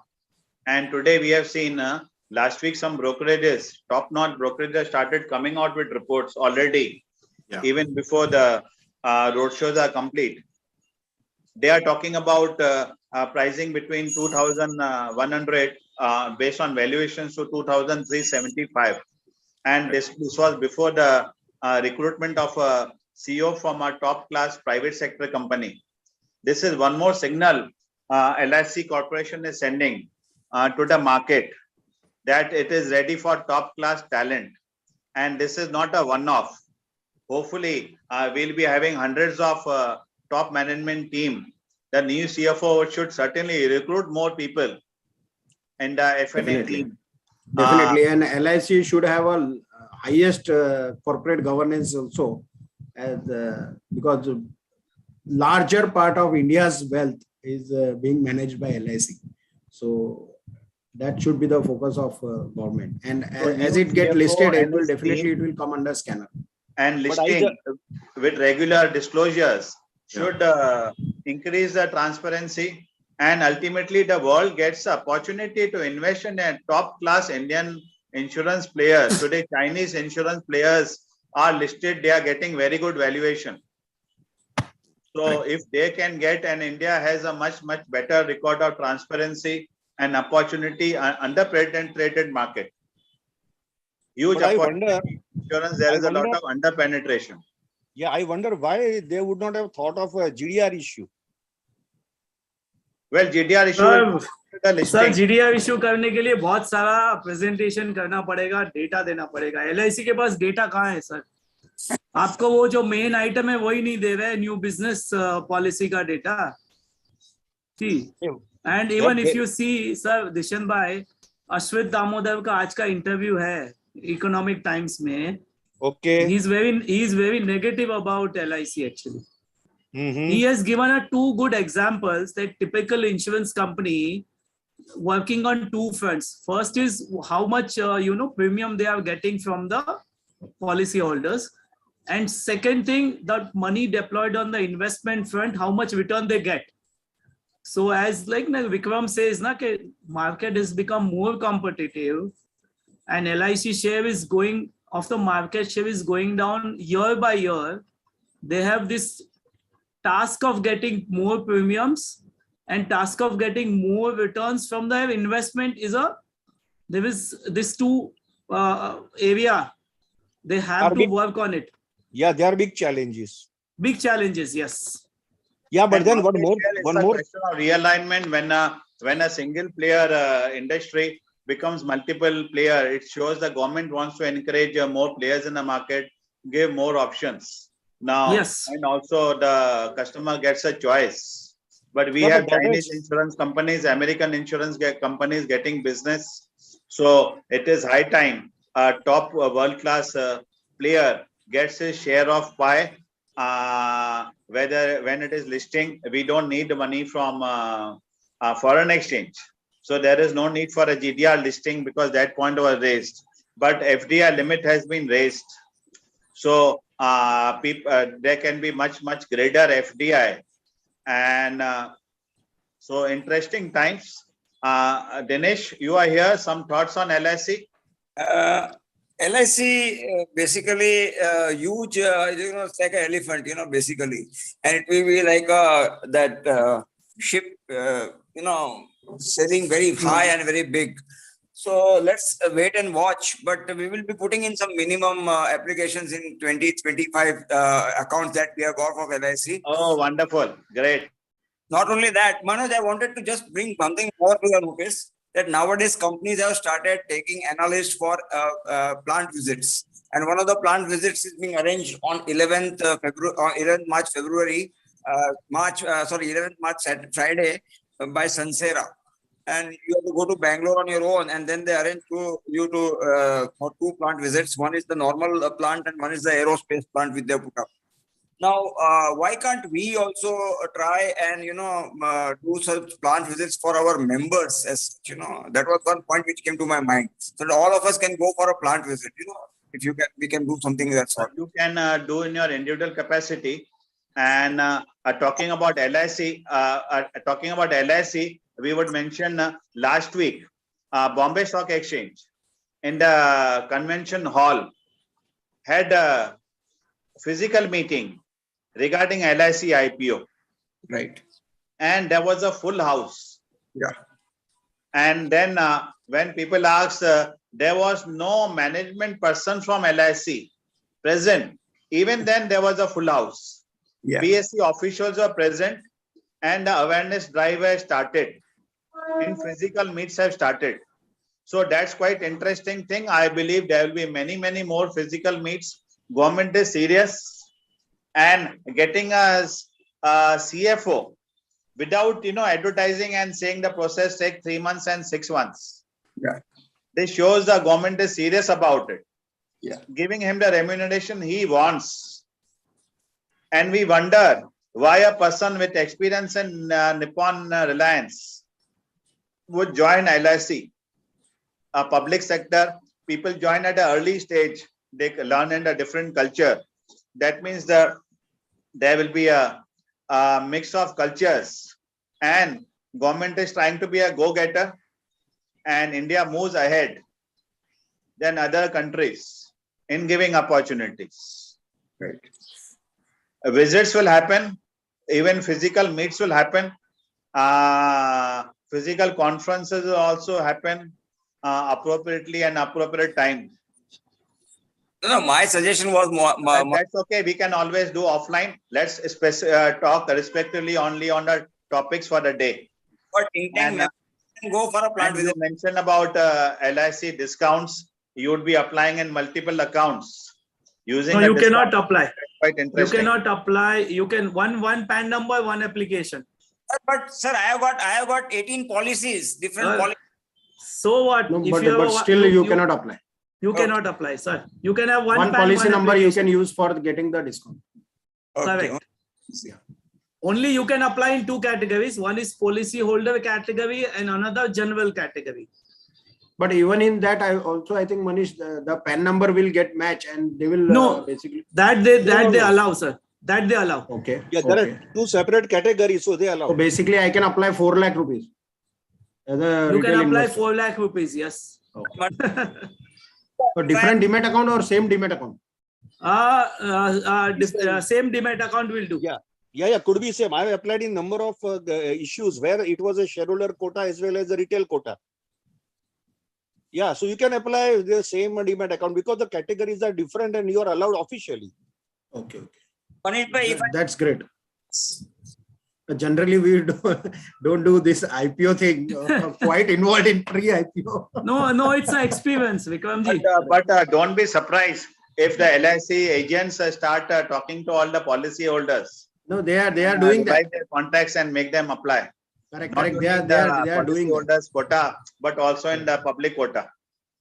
See, actually, LIC IPO will help in many fronts, basically. Number one, see, we will become a shareholder of biggest company in India, number one. Correct.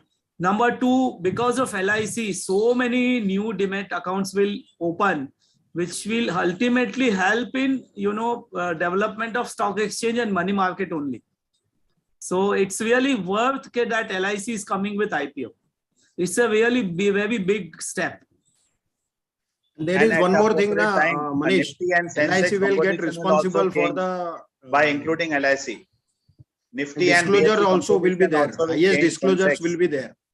Disclosures So that will be there. quite interesting. Service economy, service company getting a greater share and a growing company, profitable company.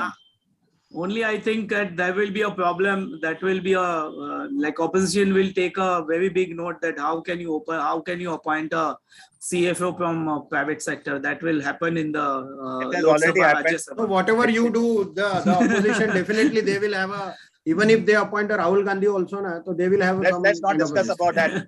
Let's stay away from such comments. Yeah. Let's No, stay no, away we are from not- such comments. These are not allowed. Agreed. But agreed, definitely. But it's a big step. We like there will be a good governance. There will be a good disclosures where if LIC comes with the IPO, definitely. Correct. only ratios improve, claim ratios improve. If we can, Yes. and sir, Manish bhai, I would like to have your email address if you can send me. Let's not discuss this here. This is an open platform. No addresses and phone numbers are shared here. One second, please connect on the LinkedIn and Facebook. No data is given on the public on this platform. Last time Manish told Thank that. you so much. Let's great insights. Manish? Yes, sir. Yeah, I think the time is over. We have a Yes. fantastic discussion for last 3 hours. A deep dive on the global markets, the changing situation, on the geopolitical and inflation, crude, opportunities available, deep dive on NSE, deep dive on opportunities on international company. Would like you to give a vote of formal vote of thanks to all the participants. Yeah. Today's session was good actually. And we had Raichura, Mr. Raichura on the platform. He has given a very good lecture today. Rather, it's not a lecture. He has shared a very good information about what is happening in the world, what will happen on our Indian market due to the geopolitical conditions. And thanks, Vikram. You have also given a very good, insight about the National Stock Exchange. And we hope that this NSE also get listed very fast. So we will also become a shareholder of a very good one of the blue chip company in India. Correct. And though it has happened, whatever happened is happened in NSE fiasco, that is a different story. But if such companies will be listed, then there will be more disclosures, there will be more corporate governance, and that will ultimately benefit the country progress. So with this, today we are closing this session. Thank you all, and have a nice weekend. Thank you, Manoj, Manish, everyone providing the platform, and literally feeling honored and privileged to have here. And we'll be there for another set of unlisted series and all that. This is another kind of a new kind of a product. Right. Thank you very much. Thank you. Bye all. Yeah. Okay.